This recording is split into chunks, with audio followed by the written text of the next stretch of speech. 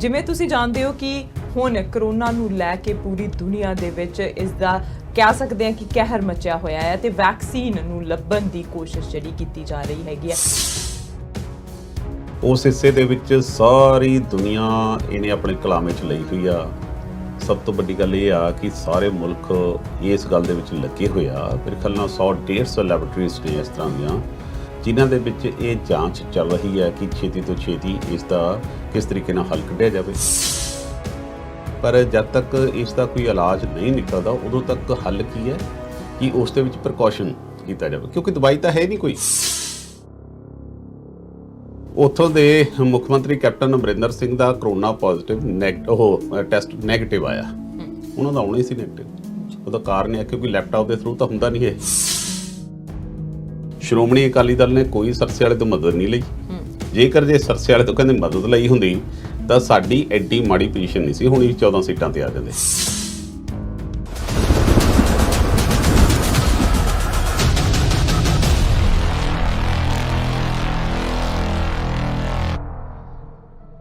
ਸਤਿ ਸ਼੍ਰੀ ਅਕਾਲ, ਤੁਸੀਂ ਦੇਖ ਰਹੇ ਹੋ ਸਾਂਝਾ ਟੀਵੀ। ਮੈਂ ਹਾਂ ਤੁਹਾਡੇ ਨਾਲ ਅਰਸ਼ਦੀਪ ਤੇ ਤੁਹਾਡਾ ਸਾਰਿਆਂ ਦਾ ਪ੍ਰੋਗਰਾਮ ਸਟੇਜ ਟਾਕ ਸਿੱਧੀ ਗੱਲ ਵਿੱਚ ਸਵਾਗਤ ਹੈ। ਜਿਵੇਂ ਤੁਸੀਂ ਜਾਣਦੇ ਹੋ ਕਿ ਹੁਣ ਕਰੋਨਾ ਨੂੰ ਲੈ ਕੇ ਪੂਰੀ ਦੁਨੀਆ ਦੇ ਵਿੱਚ ਇਸ ਦਾ ਕਹਿ ਸਕਦੇ ਹਾਂ ਕਿ ਕਹਿਰ ਮਚਿਆ ਹੋਇਆ ਹੈ ਤੇ ਵੈਕਸੀਨ ਨੂੰ ਲੱਭਣ ਦੀ ਕੋਸ਼ਿਸ਼ ਜਿਹੜੀ ਕੀਤੀ ਜਾ ਰਹੀ ਹੈਗੀ ਹੈ। ਇਹਦੇ ਬਾਰੇ ਇਸ ਪ੍ਰੋਗਰਾਮ ਦੇ ਵਿੱਚ ਗੱਲਬਾਤ ਹੋਵੇਗੀ ਤੇ ਨਾਲ ਸਿਆਸਤ ਦੇ ਵਿੱਚ ਕੀ ਕੁਝ ਹੋ ਰਿਹਾ, ਖਾਸ ਕਰਕੇ ਪੰਜਾਬ ਦੇ ਵਿੱਚ ਕੀ ਹੋ ਰਿਹਾ, ਭਾਰਤ ਦੇ ਵਿੱਚ ਕੀ ਹੋ ਰਿਹਾ ਤੇ ਨਾਲ ਕੈਨੇਡਾ ਅਮਰੀਕਾ ਦੇ ਵਿੱਚ ਕੀ ਹੋ ਰਿਹਾ, ਇਸ ਬਾਰੇ ਵੀ ਅੱਜ ਗੱਲਬਾਤ ਹੋਵੇਗੀ। ਤੇ ਅੱਜ ਪ੍ਰੋਗਰਾਮ ਦੇ ਵਿੱਚ ਸਾਥ ਦੇਣ ਦੇ ਲਈ ਮੇਰੇ ਨਾਲ ਪਹੁੰਚੇ ਹੋਏ ਨੇ ਹਰਪ੍ਰੀਤ ਸਿੰਘ ਧਾਲੀਵਾਲ ਜੀ, ਸਾਡੇ ਸੀਨੀਅਰ ਜਰਨਲਿਸਟ ਨੇ। ਆਓ ਉਹਨਾਂ ਦੇ ਨਾਲ ਗੱਲਬਾਤ ਕਰਦੇ ਹਾਂ ਤੇ ਉਹਨਾਂ ਦਾ ਪਹਿਲਾਂ ਸਵਾਗਤ ਕਰਦੇ ਹਾਂ। ਸੋ ਮਿਸਟਰ ਧਾਲੀਵਾਲ, ਸਵਾਗਤ ਹੈ ਤੁਹਾਡਾ। ਸ਼ੁਕਰੀਆ ਅਰਸ਼ ਜੀ। ਬਿਲਕੁਲ, ਮੈਂ ਕਰੋਨਾ ਦੀ ਸ਼ੁਰੂਆਤ ਦੇ ਵਿੱਚ ਗੱਲ ਕੀਤੀ ਹੈ ਤੇ ਅੱਜ ਕੱਲ੍ਹ ਕੋਈ ਵੀ ਗੱਲ ਕਰੋਨਾ ਤੋਂ ਬਿਨਾਂ ਸ਼ੁਰੂ ਨਹੀਂ ਹੁੰਦੀਗੀ। ਪਹਿਲਾਂ ਇਹੀ ਪੁੱਛਿਆ ਜਾਂਦਾ ਹੈ ਕਿ ਵੈਕਸੀਨ ਕਦੋਂ ਆਵੇਗੀ, ਕੀ ਹੋ ਰਿਹਾ ਪੂਰੀ ਦੁਨੀਆ ਦੇ ਵਿੱਚ, ਕਿੰਨੇ ਕੇਸ ਆ ਗਏ ਹੈਗੇ ਆ।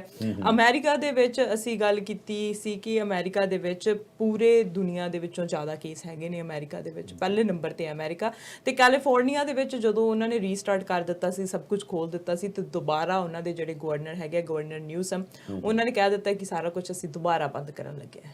ਇਹ ਚਿੰਤਾ ਦਾ ਵਿਸ਼ਾ ਹੈ ਕਿ ਇੱਕ ਵਾਰੀ ਦੁਬਾਰਾ ਸਟਾਰਟ ਹੋ ਕੇ ਅਸੀਂ ਫਿਰ ਸਭ ਕੁਝ ਦੁਬਾਰਾ ਬੰਦ ਕਰ ਰਹੇ ਹੈਗੇ ਆ। ਸਕੂਲ ਜਿਹੜੇ ਰਾਸ਼ਟਰਪਤੀ ਨੇ ਉਹ ਸਕੂਲ ਖੋਲਣ ਜਾ ਰਹੇ ਨੇ ਤੇ ਉਹ ਕਹਿ ਰਹੇ ਨੇ ਕਿ ਮੈਂ ਫੰਡਿੰਗ ਬੰਦ ਕਰ ਦੂੰਗਾ, ਮੈਂ ਇੱਦਾਂ ਕੁਝ ਵੱਡੇ ਸਟੈਪ ਲੈ ਲਵਾਂਗਾ, ਜਦੋਂ ਕਿ ਉਹ ਰਾਸ਼ਟਰਪਤੀ ਦੇ ਦਾਇਰੇ ਵਿੱਚ ਹੀ ਨਹੀਂ ਆਉਂਦੇ ਸਕੂਲ। ਉਹ ਕੋਈ ਵੀ ਫੈਸਲਾ ਲੈ ਨਹੀਂ ਸਕਦੇਗੇ ਸਕੂਲਾਂ ਦੇ ਨੂੰ ਲੈ ਕੇ।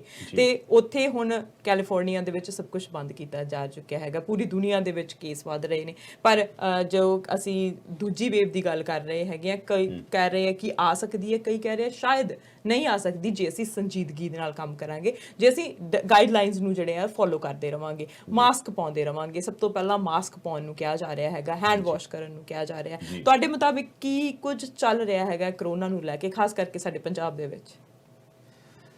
ਧੰਨਵਾਦ ਅਰਸ਼ੀ ਤੁਹਾਡਾ, ਕਿਉਂਕਿ ਤੁਸੀਂ ਜਿਹੜਾ ਇਸ਼ੂ ਕਰੋਨਾ ਹੈ, ਹੁਣ ਕਰੋਨਾ ਤੋਂ ਬਿਨਾਂ ਤਾਂ ਜਿਵੇਂ ਇੱਕ ਜ਼ਿੰਦਗੀ ਦਾ ਇੱਕ ਹਿੱਸਾ ਹੀ ਬਣ ਗਿਆ।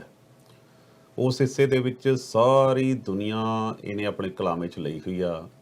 ਸਭ ਤੋਂ ਵੱਡੀ ਗੱਲ ਇਹ ਆ ਕਿ ਸਾਰੇ ਮੁਲਕ ਇਸ ਗੱਲ ਦੇ ਵਿੱਚ ਲੱਗੇ ਹੋਏ ਆ। ਮੇਰੇ ਖਿਆਲ ਨਾਲ 100-150 ਲੈਬੋਰੇਟਰੀਜ਼ ਨੇ ਇਸ ਤਰ੍ਹਾਂ ਦੀਆਂ ਜਿਨ੍ਹਾਂ ਦੇ ਵਿੱਚ ਇਹ ਜਾਂਚ ਚੱਲ ਰਹੀ ਹੈ ਕਿ ਛੇਤੀ ਤੋਂ ਛੇਤੀ ਇਸ ਦਾ ਕਿਸ ਤਰੀਕੇ ਨਾਲ ਹੱਲ ਕੱਢਿਆ ਜਾਵੇ।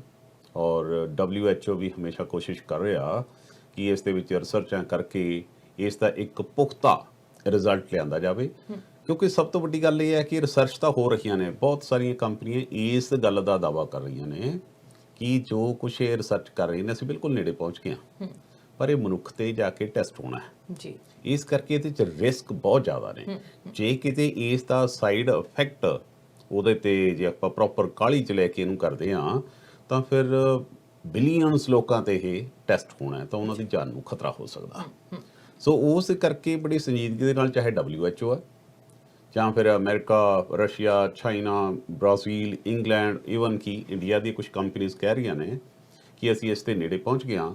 ਇੰਡੀਆ ਦੇ ਤਾਂ ਇਹ ਵੀ ਗੱਲ ਹੋ ਗਈ ਸੀ, ਪੋਲੀਟੀਕਲੀ ਪ੍ਰੈਸ਼ਰ ਵੀ ਇਸ ਕਰਕੇ ਵਧਿਆ ਸੀ ਕਿਉਂਕਿ ਇੰਡੀਪੈਂਡੈਂਸ ਡੇ 15 ਅਗਸਤ ਨੂੰ ਉੱਥੇ ਮਨਾਇਆ ਜਾਂਦਾ ਔਰ ਉਸ ਦਿਨ ਦੇਸ਼ ਦੇ ਪ੍ਰਧਾਨ ਮੰਤਰੀ ਨੇ ਲਾਲ ਕਿਲੇ ਤੋਂ ਦੇਸ਼ ਨੂੰ ਸੰਬੋਧਨ ਕਰਨਾ ਹੁੰਦਾ। ਰਾਜਨੀਤਿਕ ਧਿਰ ਇਹ ਕੋਸ਼ਿਸ਼ ਕਰ ਰਹੀ ਸੀ ਕਿ ਦੇਸ਼ ਦੇ ਪ੍ਰਧਾਨ ਮੰਤਰੀ ਦਾ ਕੱਦ ਆਪਾਂ ਨੇ ਕਿਵੇਂ ਰੇਟਿੰਗ ਵਧਾਉਣੀ ਹੈ ਕਿ 15 ਤਰੀਕ ਨੂੰ ਅਨਾਉਂਸ ਕਰ ਹੀ ਦਿਓ। ਲੋਕਾਂ 'ਚ ਇਸ ਗੱਲ ਦਾ ਸਹਿਮ ਵੀ ਪੈ ਗਿਆ ਸੀ ਕਿ ਜੇਕਰ ਇਹਨਾਂ ਨੇ ਸਿਰਫ ਤੇ ਸਿਰਫ ਆਪਣੀ ਰੇਟਿੰਗ ਕਰਕੇ ਲੋਕਾਂ ਦੀ ਜਾਨ ਦਾ ਖੌਫ ਪੈਦਾ ਕਰਤਾ ਤਾਂ ਕਿਤੇ ਤਬਾਹੀ ਉਹ ਨਾ ਮੱਚੇ। ਸੋ ਉਹ ਸਾਰੀ ਘਟਨਾਕ੍ਰਮ ਦੇ ਜਿਹੜੀ ਤੁਸੀਂ ਅਮਰੀਕਾ ਦੀ ਗੱਲ ਅਰਸ਼ ਕੀਤੀ ਹੈ ਜੀ, ਉੱਥੋਂ ਦੇ ਜਿਹੜੇ ਰਾਸ਼ਟਰਪਤੀ ਨੇ ਉਹ ਇੱਕ ਮਤਲਬ ਡਿਫਰੈਂਟ ਜਿਹਾ ਉਹਨਾਂ ਦਾ ਇੱਕ ਕਰੈਕਟਰ ਦੇਖਣ ਨੂੰ ਸਿਆਸਤ ਦੇ ਵਿੱਚ ਮਿਲ ਰਿਹਾ ਹੈ। ਆਮ ਤੌਰ ਤੇ ਇਸ ਤਰ੍ਹਾਂ ਦਾ ਵੱਡਾ ਮੁਲਕ ਔਰ ਉਸ ਦਾ ਜਿਹੜਾ ਸਦਰ ਹੁੰਦਾ ਉਹ ਬੜਾ ਸੰਜੀਦਗੀ ਵਾਲਾ, ਬੜਾ ਸੋਚ ਸਮਝ ਕੇ ਗੱਲ ਕਰਨ ਵਾਲਾ ਬੰਦਾ ਹੁੰਦਾ। ਪਰ ਡੋਨਲਡ ਟਰੰਪ ਸਾਹਿਬ ਦਾ ਜਿਹੜੀ ਬਾਡੀ ਲੈਂਗੁਏਜ ਹੈ ਜਾਂ ਫਿਰ ਉਹਨਾਂ ਦਾ ਇਹ ਗੱਲ ਸਾਬਤ ਕਰਨ 'ਚ ਹੀ ਲੱਗਿਆ ਰਹਿੰਦਾ ਕਿ ਮੇਰੇ ਤੋਂ ਵੱਧ ਸਿਆਣਾ ਮਾਂ ਨੇ ਪੁੱਤ ਨਹੀਂ ਜੰਮਿਆ, ਮੈਨੂੰ ਬਣਾ ਕੇ ਰੱਬ ਬਾੜ 'ਚ ਵੜ ਗਿਆ, ਮੁੜ ਕੇ ਨਿਕਲਿਆ ਨਹੀਂ।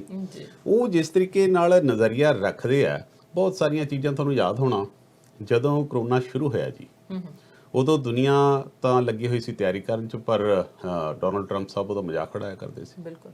ਫਿਰ ਉਹ ਸਾਰੀਆਂ ਚੀਜ਼ਾਂ ਆ ਕੇ ਜਦੋਂ ਘਰ 'ਚ ਵੜ ਗਈਆਂ ਤੇ ਹੁਣ ਮੇਰੇ ਖਿਆਲ ਨਾਲ ਵੀ ਦੇਖੋ ਉੱਥੇ ਗਿਣਤੀ ਵੀ ਮੇਰੇ ਖਿਆਲ ਨਾਲ 3.6 ਮਿਲੀਅਨ ਤੋਂ ਉੱਪਰ ਉਹਨਾਂ ਦੀ ਗਿਣਤੀ ਹੋ ਚੁੱਕੀ ਹੈ ਉੱਥੇ।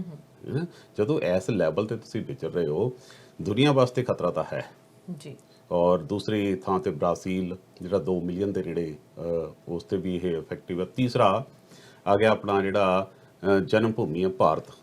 ਭਾਰਤ ਦੇ ਵਿੱਚ ਵੀ 1 ਮਿਲੀਅਨ ਤੋਂ ਉੱਪਰ ਲੋਕ ਇਸ ਤੋਂ ਇਫੈਕਟਿਵ ਹੋ ਚੁੱਕੇ ਆ ਜੀ।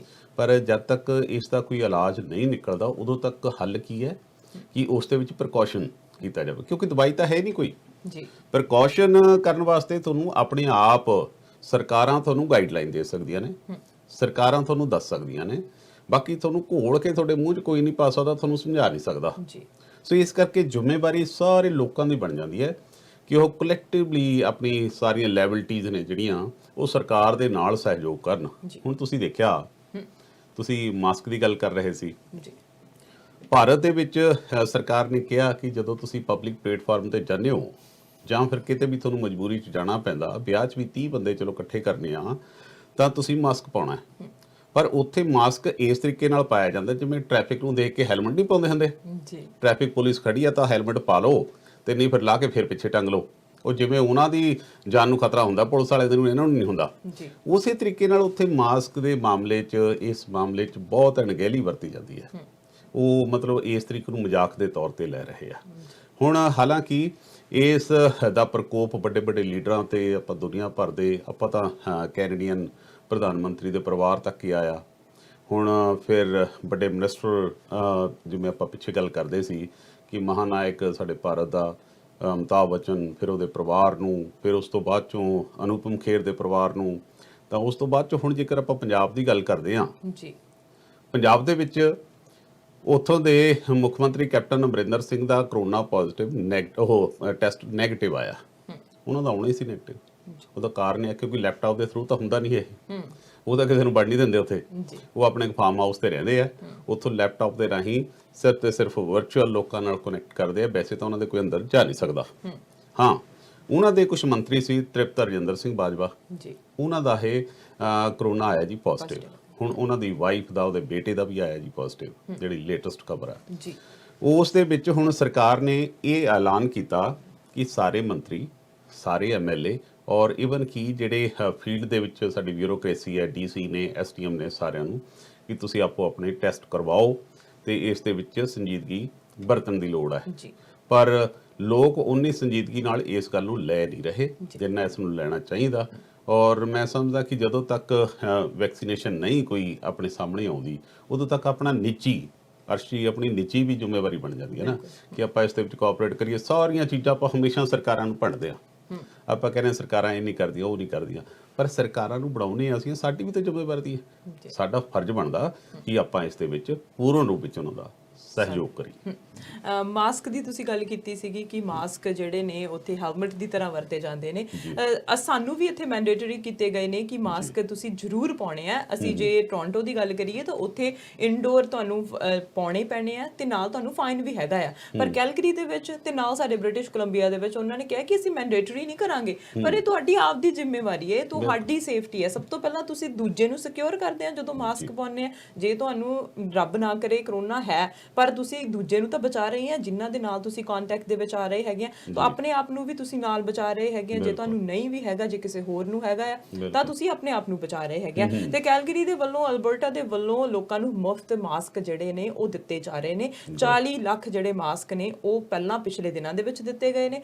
ਹੁਣ ਉਹਨਾਂ ਨੇ ਪੈਕੇਜ ਜਿਹੜਾ ਹੈਗਾ ਆ, ਉਹਨਾਂ ਨੇ ਆਨਲਾਈਨ ਦੱਸਿਆ ਹੋਇਆ ਕਿ ਇੱਕ ਪੈਕੇਟ ਹੈਗਾ ਆ, ਉਹਦੇ ਵਿੱਚ 4 ਤੋਂ 5 ਮਾਸਕ ਹੋਣਗੇ ਤੇ ਉਹ ਤੁਸੀਂ ਫ੍ਰੀ ਦੇ ਵਿੱਚ ਚੱਕ ਕੇ ਲੈ ਕੇ ਜਾ ਸਕਦੇ ਹੋ। ਜੇ ਤੁਹਾਨੂੰ ਲੱਗਦਾ ਕਿ ਅਸੀਂ ਮਾਸਕ ਜਿਹੜੇ ਨੇ ਉਹ ਨਹੀਂ ਲੈ ਸਕਦੇ, ਤੇ ਉਹ ਫ੍ਰੀ ਵੀ ਡਿਸਟ੍ਰੀਬਿਊਟ ਕਰ ਰਹੇ ਹੈਗੇ। ਤੇ ਨਾਲ ਹੁਣ ਅਸੀਂ ਤਾਂ, ਜਦੋਂ ਅਸੀਂ ਆਪਣੀ ਕਮਿਊਨਿਟੀ ਦੀ ਗੱਲ ਹੁੰਦੀ ਹੈ, ਤਾਂ ਸਾਡੀ ਕਮਿਊਨਿਟੀ ਨੇ ਤਾਂ ਲੱਖਾਂ ਦੀ ਸੰਖਿਆ ਦੇ ਵਿੱਚ ਜਿਹੜੇ ਨੇ ਆਪ ਬਣਾ ਕੇ ਡਿਸਟ੍ਰੀਬਿਊਟ ਕੀਤੇ ਨੇ ਮਾਸਕ। ਤੁਸੀਂ ਕਿਤੇ ਵੀ ਬਣਾ ਸਕਦੇ, ਇਹ ਨਹੀਂ ਕਿ ਉਹਦੀਆਂ ਕੋਈ ਗਾਈਡਲਾਈਨਸ ਹੈਗੀਆਂ ਇਦਾਂ ਦਾ ਹੋਣਾ ਚਾਹੀਦਾ। ਪਿੱਛੇ ਜੇ WHO ਨੇ ਕਿਹਾ ਵੀ ਸੀ ਕਿ ਇਦਾਂ ਹੋਣਾ ਚਾਹੀਦਾ, ਪਹਿਲੀ ਲੇਅਰ ਇਹ ਹੋਣੀ ਚਾਹੀਦੀ ਹੈ, ਦੂਜੀ ਇਹ, ਤੀਜੀ ਇਹ ਹੋਣੀ ਚਾਹੀਦੀ ਹੈ। ਫਿਰ ਕਈ ਡਾਕਟਰਸ ਦੇ ਨਾਲ ਗੱਲਬਾਤ ਤੋਂ ਬਾਅਦ ਪਤਾ ਲੱਗਿਆ ਕਿ ਨਹੀਂ, ਤੁਸੀਂ ਸਿਰਫ ਉਹ ਮਾਸਕ ਪਾਓ ਵੀ ਥੋੜੀ ਬਹੁਤ ਪ੍ਰੋਟੈਕਸ਼ਨ ਤਾਂ ਹੋਊਗੀ ਹੋਈ। ਤੁਸੀਂ ਕੈਂਡਲ ਨੂੰ ਬਲੋ ਕਰਕੇ ਦੇਖ ਸਕਦੇ ਆ, ਜੇ ਉਹਦੇ ਵਿੱਚੋਂ ਹਵਾ ਬਾਹਰ ਜਾਂਦੀ ਹੈ ਤਾਂ ਉਹ ਮਾਸਕ ਤੁਹਾਡੇ ਲਈ ਨਹੀਂ ਸਹੀ ਹੈਗਾ, ਪਰ ਦੂਜੇ ਮਾਸਕ ਜਿਹੜੇ ਨੇ ਉਹ ਤੁਹਾਡੇ ਲਈ ਸਹੀ ਹੈਗੇ ਨੇ। ਸੋ ਹੁਣ ਡੋਨਲਡ ਟਰੰਪ ਜਿਹੜੇ ਮਾਸਕ ਦਾ ਵੀ ਮਜ਼ਾਕ ਉਡਾਉਂਦੇ ਸੀ ਕਿ ਮੈਂ ਨਹੀਂ ਮਾਸਕ ਪਾਉਣਾ, ਕੁਛ ਮਰਜ਼ੀ ਹੋ ਜਾਵੇ, ਪਰ ਮੈਂ ਨਹੀਂ ਮੂੰਹ ਢਕਣਾ, ਪਿੱਛੇ ਜੇ ਹੁਣ ਪਿਛਲੇ ਹਫਤੇ ਉਹਨਾਂ ਨੇ ਵੀ ਮਾਸਕ ਪਾ ਲਿਆ ਹੈਗਾ ਆ।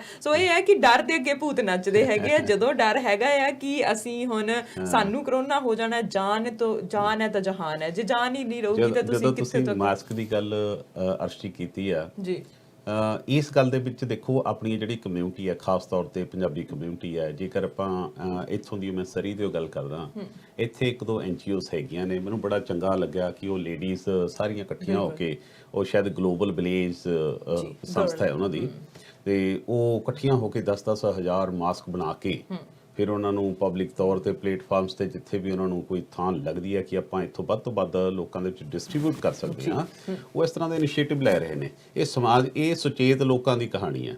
ਸੋ ਜਿਸ ਤਰੀਕੇ ਨਾਲ ਇਸ ਤਰ੍ਹਾਂ ਦੀਆਂ ਸੰਸਥਾਵਾਂ ਕੰਮ ਕਰ ਰਹੀਆਂ ਨੇ, ਇਹਨਾਂ ਨਾਲ ਵੱਧ ਤੋਂ ਵੱਧ ਮੇਰੇ ਖਿਆਲ ਨਾਲ ਆਪਾਂ ਨੂੰ ਜੁੜਨਾ ਚਾਹੀਦਾ, ਤਾਂ ਜੋ ਉਸ ਦੇ ਨਾਲ ਆਪਾਂ ਵੀ ਆਪਣੀ ਬਣਦੀ ਜਿਹੜੀ ਜ਼ਿੰਮੇਵਾਰੀ ਹੈ ਸਮਾਜ ਦੇ ਪ੍ਰਤੀ ਉਹਨੂੰ ਨਿਭਾਉਣ ਦੀ। ਜੀ ਬਿਲਕੁਲ, ਕਿਉਂਕਿ ਮਾਸਕ ਇੱਕ ਇਹੀ ਚੀਜ਼ ਹੈਗੀ ਹੈ ਜਿਹੜੀ ਸਾਨੂੰ ਕਿਹਾ ਜਾ ਰਿਹਾ ਹੈਗਾ ਕਿ ਤੁਸੀਂ ਪਹਿਨੋ ਤੇ ਨਾਲ ਨਾਲ ਤੁਸੀਂ ਆਪਣੇ ਹੈਂਡ ਕਰੋ। ਅਸੀਂ ਉਦਾਂ ਵੀ ਸਾਨੂੰ ਸ਼ੁਰੂ ਤੋਂ ਸਿਖਾਇਆ ਜਾਂਦਾ ਹੈ ਕਿ ਜੇ ਤੁਸੀਂ ਫੂਡ ਖਾਣਾ ਆ, ਬਾਹਰੋਂ ਆਉਂਦੇ ਆ, ਤੁਸੀਂ ਆਪਣੇ ਹੈਂਡ ਜ਼ਰੂਰ ਵਾਸ਼ ਕਰੋ, ਤੇ ਉਹ ਜਿਹੜਾ 2-4 ਵਾਰ ਤੁਸੀਂ ਵੱਧ ਕਰ ਲਓ, ਇਹ ਤੁਹਾਡੀ ਨਿੱਜੀ ਇੰਡੀਵਿਜੂਅਲ ਜ਼ਿੰਮੇਵਾਰੀ ਹੈ ਜਿਹੜੀ ਉਹ ਬਣ ਜਾਂਦੀ ਹੈ। ਅਸ ਵਾਰ-ਵਾਰ ਇਹੀ ਕਿਹਾ ਜਾਂਦਾ ਕਿਉਂਕਿ 2021 ਤੱਕ ਵੈਕਸੀਨ ਨਹੀਂ ਆਉਣ ਵਾਲੀ। WHO ਨੇ ਵੀ ਕਹਿਤਾ, ਡਾਕਟਰ ਫਾਊਚੀ ਨੇ ਵੀ ਕਹਿ ਦਿੱਤਾ ਹੈਗਾ ਆ, ਸਾਰੇ ਜਿਹੜੇ ਵਿਗਿਆਨੀ ਆ ਉਹ ਰਲ ਕੇ ਕਹਿ ਰਹੇ ਨੇ ਕਿ ਅਸੀਂ ਹਜੇ ਤੱਕ ਨਹੀਂ ਲੱਭ ਪਾ ਰਹੇ ਦਵਾਈ ਨੂੰ। ਕਿਊਬੈਕ ਦੇ ਵਿੱਚ ਇੱਕ ਹੈ ਜਿਹੜੀ ਕੰਪਨੀ, ਉਹ ਬਣਾ ਰਹੀ ਹੈਗੀ ਹੈ, ਤੇ ਉਹ ਪਲਾਂਟ ਬੇਸਡ ਬਣਾ ਰਹੀ ਹੈਗੀ ਹੈ। ਸੋ ਪਲਾਂਟ ਬੇਸਡ ਇੱਕ ਵੈਕਸੀਨ ਤਿਆਰ ਕਰ ਰਹੀ ਹੈ। ਹਿਊਮਨ ਟ੍ਰਾਇਲ ਉਹਦੇ ਸਟਾਰਟ ਹੋ ਗਏ ਨੇ, ਪਰ ਟ੍ਰਾਇਲ ਕਿੱਥੇ ਜਾ ਕੇ ਖਤਮ ਹੋਣਗੇ, ਕੀ ਹੋਵੇਗਾ, ਉਹ ਹਜੇ ਬਹੁਤ ਦੂਰ ਹੈ। ਦਿੱਲੀ ਕਹਿੰਦੇ ਨਾ ਹਜੇ ਦੂਰ ਹੈਗੀ ਹੈ, ਬਹੁਤ ਦੂਰ ਹੈ, ਤੇ ਹਜੇ ਅਸੀਂ ਉੱਥੋਂ ਤੱਕ ਪਹੁੰਚ ਨਹੀਂ ਸਕਦੇ ਹੈਗੇ। ਸੋ ਹੁਣ ਇਹ ਜਦੋਂ ਕਰੋਨਾ ਦੀ ਅਸੀਂ ਸਥਿਤੀ ਨੂੰ ਦੇਖਦੇ ਹੈਗੇ ਆ, ਤੇ ਨਾਲ ਨਾਲ ਅਸੀਂ ਜੇ ਸਿਆਸਤ ਦੇ ਤੇ ਵੀ ਨਜ਼ਰ ਮਾਰ ਲਈਏ ਤਾਂ ਸਿਆਸਤ ਕਿੱਥੇ ਕਿੱਥੇ ਹੋ ਰਹੀ ਹੈ, ਕੀ ਕੁਝ ਹੋ ਰਿਹਾ ਹੈਗਾ ਆ। ਜੇ ਅਸੀਂ ਹੁਣ ਰਾਜਸਥਾਨ ਦੀ ਗੱਲ ਕਰ ਲਈਏ, ਅਸੀਂ ਪਿਛਲੀ ਵਾਰ ਗੱਲ ਕੀਤੀ ਸੀ ਕਿ ਰਾਜਸਥਾਨ ਦੇ ਵਿੱਚ ਸਰਕਾਰ ਟੁੱਟ ਰਹੀ ਹੈਗੀ ਆ, ਹੁਣ ਕੀ ਸਥਿਤੀ ਬਣੀ ਹੋਈ ਹੈ ਉੱਥੇ? ਰਾਜਸਥਾਨ ਦੇਖੋ, ਕਾਂਗਰਸ ਦੀ ਇਸ ਵੇਲੇ ਲਾਈਫ ਲਾਈਨ ਹੈ। ਕਾਂਗਰਸ ਦੇ ਕੋਲੋਂ ਹੌਲੀ ਹੌਲੀ ਕਰਕੇ ਸੂਬੇ ਵੈਸੇ ਹੀ ਘਟਦੇ ਗਏ।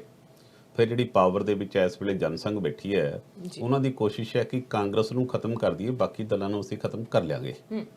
ਇਸੇ ਦੇ ਚੱਲਦਿਆਂ ਜਿੱਥੇ ਵੀ ਕਿਤੇ ਬਾਕੀ ਸਟੇਟਾਂ ਦੇ ਵਿੱਚ ਰੀਜਨਲ ਪਾਰਟੀਆਂ ਨੂੰ ਤਾਂ ਉਹਨਾਂ ਦੀ ਪਾਲਿਸੀ ਸਿੱਧੀ ਉਹ ਸਮਝ ਆਉਂਦੀ ਹੈ ਕਿ ਉਹਨਾਂ ਦੀ ਉਹ ਬਿਲਕੁਲ ਡਿਮੋਲਿਸ਼ ਕਰਨਾ ਚਾਹੁੰਦੀਆਂ ਨੇ, ਚਾਹੇ ਉਹਨਾਂ ਦੀਆਂ ਸਹਿਯੋਗੀ ਪਾਰਟੀਆਂ ਨੇ ਜੀ। ਹੁਣ ਕਾਂਗਰਸ ਜਿਸ ਤਰੀਕੇ ਨਾਲ ਪਹਿਲਾਂ ਮੱਧ ਪ੍ਰਦੇਸ਼ ਦੇ ਵਿੱਚ, ਪਹਿਲਾਂ ਕਰਨਾਟਕਾ ਦੇ ਵਿੱਚ ਸਰਕਾਰਾਂ ਤੋੜੀਆਂ ਗਈਆਂ, ਉਸ ਤੋਂ ਬਾਅਦ ਚੋਂ ਫਿਰ ਕਮਲਨਾਥ ਜਿਹੜੀ ਮੱਧ ਪ੍ਰਦੇਸ਼ ਦੀ ਸੀ, ਉਹ ਵੀ BJP ਨੇ ਖੇਡ ਕੇ ਉਹ ਸਿੰਧਿਆ ਦਾ ਮੁੰਡੇ ਨੂੰ ਆਪਣੇ ਨਾਲ ਲਾ ਕੇ ਉਹਨਾਂ ਨੇ ਉਹ ਸਰਕਾਰ ਵੀ ਤੋੜਤੀ। ਹੁਣ ਰਾਜਸਥਾਨ ਦੇ ਵਿੱਚ 200 ਤੋਂ 200 ਦੇ ਕਰੀਬ ਵਿਧਾਨ ਸਭਾ ਸੀਟਾਂ ਨੇ, 200 ਹੀ ਨੇ, ਤਾਂ ਉਸ ਦੇ ਵਿੱਚ 107 ਸੀਟਾਂ ਲੈ ਕੇ ਅਸ਼ੋਕ ਗਹਿਲੋਤ ਮੁੱਖ ਮੰਤਰੀ ਆਪਣੀ ਸਰਕਾਰ ਚਲਾ ਰਿਹਾ। ਸਰਕਾਰ ਬਣਨ ਤੋਂ ਪਹਿਲਾਂ ਜਿਹੜਾ ਸਚਿਨ ਪਾਇਲਟ ਹੈ ਮੁੰਡਾ, ਜਿਹੜਾ ਉੱਥੋਂ ਦੀ ਕਾਂਗਰਸ ਦੀ ਸੂਬਾ ਪ੍ਰਧਾਨ ਵੀ ਹੈ, ਯੰਗਸਟਰ ਮੁੰਡਾ, ਬੜਾ ਤਿੱਖਾ ਮੁੰਡਾ ਸੀ, ਤਾਂ ਉਹਨੇ ਬੜੀ ਮਿਹਨਤ ਕੀਤੀ ਸੀ ਰਾਜਸਥਾਨ ਦੇ ਵਿੱਚ। ਉਹਨੇ ਮਿਹਨਤ ਕਰਕੇ ਪਾਰਟੀ ਨੂੰ ਖੜਾ ਕੀਤਾ, ਔਰ ਕਾਂਗਰਸ ਦੀ ਇਹ ਪਾਲਿਸੀ ਹੈ ਜਾਂ ਦਿਖਦਾ ਹੈ, ਚਾਹੇ ਆਪਾਂ ਪੰਜਾਬ ਸਟੇਟ 'ਚ ਦੇਖ ਲਈਏ, ਚਾਹੇ ਹਰਿਆਣਾ ਜਾਂ ਵੱਖਰੀਆਂ ਥਾਵਾਂ 'ਤੇ ਦੇਖੀਏ, ਕਿ ਜਿਹੜਾ ਸੂਬੇ ਦਾ ਕਾਂਗਰਸ ਦਾ ਪ੍ਰਧਾਨ ਹੁੰਦਾ, ਉਹੀ ਸੁਭਾਵੀ ਮੁੱਖ ਮੰਤਰੀ ਦਾ ਚਿਹਰਾ ਹੁੰਦਾ। ਹੁਣ ਉਸ ਮਾਮਲੇ 'ਚ ਸਚਿਨ ਪਾਇਲਟ ਕਾਂਗਰਸ ਦਾ ਪ੍ਰਧਾਨ ਸੀ ਜੀ ਜਦੋਂ ਸਰਕਾਰ ਆਈ ਤਾਂ ਉਸ ਤੋਂ ਬਾਅਦ ਜੋ ਸਚਿਨ ਪਾਇਲਟ ਨੂੰ ਚਾਹੁੰਦਾ ਸੀ ਉਹ ਕਿ ਮੈਂ ਮੁੱਖ ਮੰਤਰੀ ਬਣਾ, ਪਰ ਅਸ਼ੋਕ ਗਹਿਲੋਤ ਉਹ ਘਾਕ ਬੰਦਾ, ਪੁਰਾਣਾ ਬੰਦਾ, ਉਹਨੇ ਆਪਣੀ ਤਿਗੜਮਬਾਜ਼ੀ ਕਰਕੇ ਕਾਂਗਰਸ ਤੇ ਪ੍ਰਭਾਵ ਪਾਇਆ ਕਿ ਮੁੱਖ ਮੰਤਰੀ ਮੈਂ ਬਣਨਾ ਜੀ। ਉਸ ਵੇਲੇ ਕਾਂਗਰਸ ਹਾਈ ਕਮਾਂਡ ਨੇ ਫਿਰ ਸਚਿਨ ਪਾਇਲਟ ਨੂੰ ਇਹ ਕਿਹਾ ਕਿ ਅਸ਼ੋਕ ਗਹਿਲੋਤ ਸੀਨੀਅਰ ਬੰਦਾ, ਇਹਨੂੰ ਮੁੱਖ ਮੰਤਰੀ ਬਣ ਲੈਣ ਦੇ, ਤੈਨੂੰ ਅਸੀਂ ਡਿਪਟੀ ਮੁੱਖ ਮੰਤਰੀ ਬਣਾ ਦਿੰਦੇ ਹਾਂ ਤੇ 6 ਮਹੀਨੇ ਤੋਂ ਬਾਅਦ ਤੈਨੂੰ ਅਸੀਂ ਮੁੱਖ ਮੰਤਰੀ ਬਣਾ ਦਿਆਂਗੇ, ਤੂੰ ਆਪਣਾ ਰਾਜ ਭਾਗ ਚਲਾ ਲਈ। ਹੋਇਆ ਕਿ ਦਸੰਬਰ 2018 ਚ ਇਹ ਚੋਣਾਂ ਹੋਈਆਂ ਜੀ, ਉਹਨਾਂ ਦੀ ਸਰਕਾਰ ਬਣ ਗਈ। ਦਸੰਬਰ 2019 ਵੀ ਆ ਗਿਆ, 6 ਦੀ ਬਜਾਏ ਸਾਲ ਲੰਘ ਗਿਆ, ਹੁਣ ਤਾਂ ਜੁਲਾਈ ਆ ਗਈ, 1.5 ਸਾਲ ਲੰਘ ਗਿਆ ਜੀ। ਫਿਰ ਉਹ ਵੀ ਕਾਫੀ ਦੇਰ ਦਾ ਬੈਠਾ ਉਹਨੇ ਕਿਹਾ ਵੀ ਮੇਰੇ ਤਾਂ ਕੋਈ ਗੱਲ ਨਹੀਂ ਸੁਣਦਾ।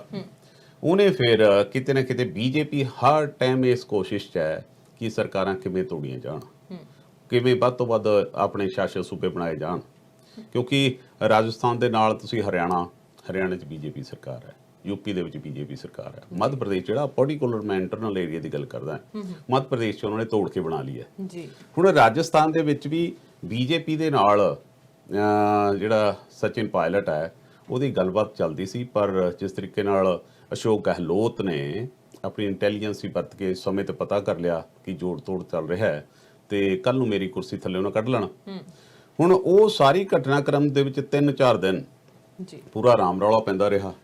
ਸਚਿਨ ਜਿਹੜਾ ਹੈਗਾ ਪਾਇਲਟ, ਉਹਨੂੰ ਹਾਈ ਕਮਾਂਡ ਦੇ ਵਿੱਚ ਚਾਹੇ ਰਾਹੁਲ ਗਾਂਧੀ, ਚਾਹੇ ਉਹਨਾਂ ਦੀ ਭੈਣ ਹੈ ਪ੍ਰਿਯੰਕਾ ਗਾਂਧੀ ਹੈ ਜਾਂ ਸੋਨੀਆ ਗਾਂਧੀ ਹੈ, ਬਹੁਤ ਸਾਰੇ ਨੇਤਾ ਉਸ ਦੇ ਨਾਲ ਜੁੜੇ ਹੋਏ ਨੇ, ਉਸ ਦੇ ਨਾਲ ਗੱਲਬਾਤ ਕਰ ਰਹੇ ਨੇ। ਉਹਨਾਂ ਨੂੰ ਐ ਵੀ ਜੇ ਇਹ ਵੀ ਸਾਡੀ ਸਟੇਟ ਸਾਡੇ ਕੋਲੋਂ ਨਿਕਲ ਗਈ ਫਿਰ ਸਾਡੇ ਕੋਲ ਰਹਿਣਾ ਕੁਝ ਨਹੀਂ, ਫਿਰ ਤਾਂ ਸੂਬੀ ਹੈ ਇੱਕ ਪੰਜਾਬ, ਇੱਥੇ ਰਹਿ ਗਈਆਂ ਨੇ ਛੱਤੀਸਗੜ੍ਹ, ਇਹ ਛੋਟੇ ਫਿਰ ਸੂਬੇ ਰਹਿ ਜਾਣੇ ਆ। ਸੋ ਉਹ ਸਾਰੀ ਚੀਜ਼ ਦੇ ਵਿੱਚ ਹੁਣ ਜਿਹੜਾ ਸਚਿਨ ਪਾਇਲਟ ਹੈ ਉਹਨੂੰ ਕੱਲ ਮੁੱਖ ਮੰਤਰੀ ਡਿਪਟੀ ਮੁੱਖ ਮੰਤਰੀ ਦੇ ਅਹੁਦੇ ਤੋਂ ਹਟਾ ਦਿੱਤਾ ਗਿਆ ਜੀ, ਉਹਨੂੰ ਪ੍ਰਧਾਨਗੀ ਤੋਂ ਹਟਾ ਦਿੱਤਾ ਗਿਆ।